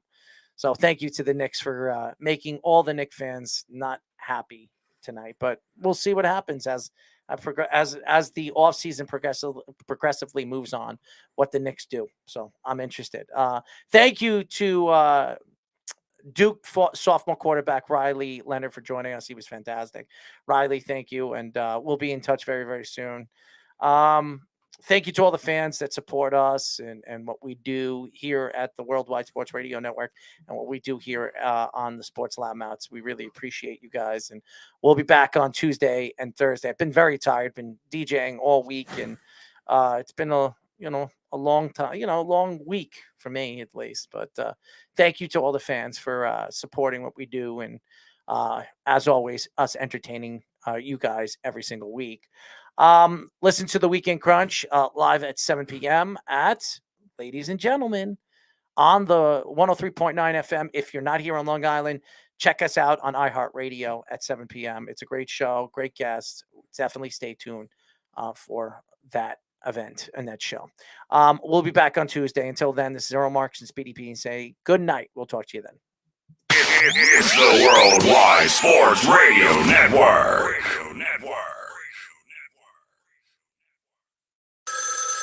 Ranger Station.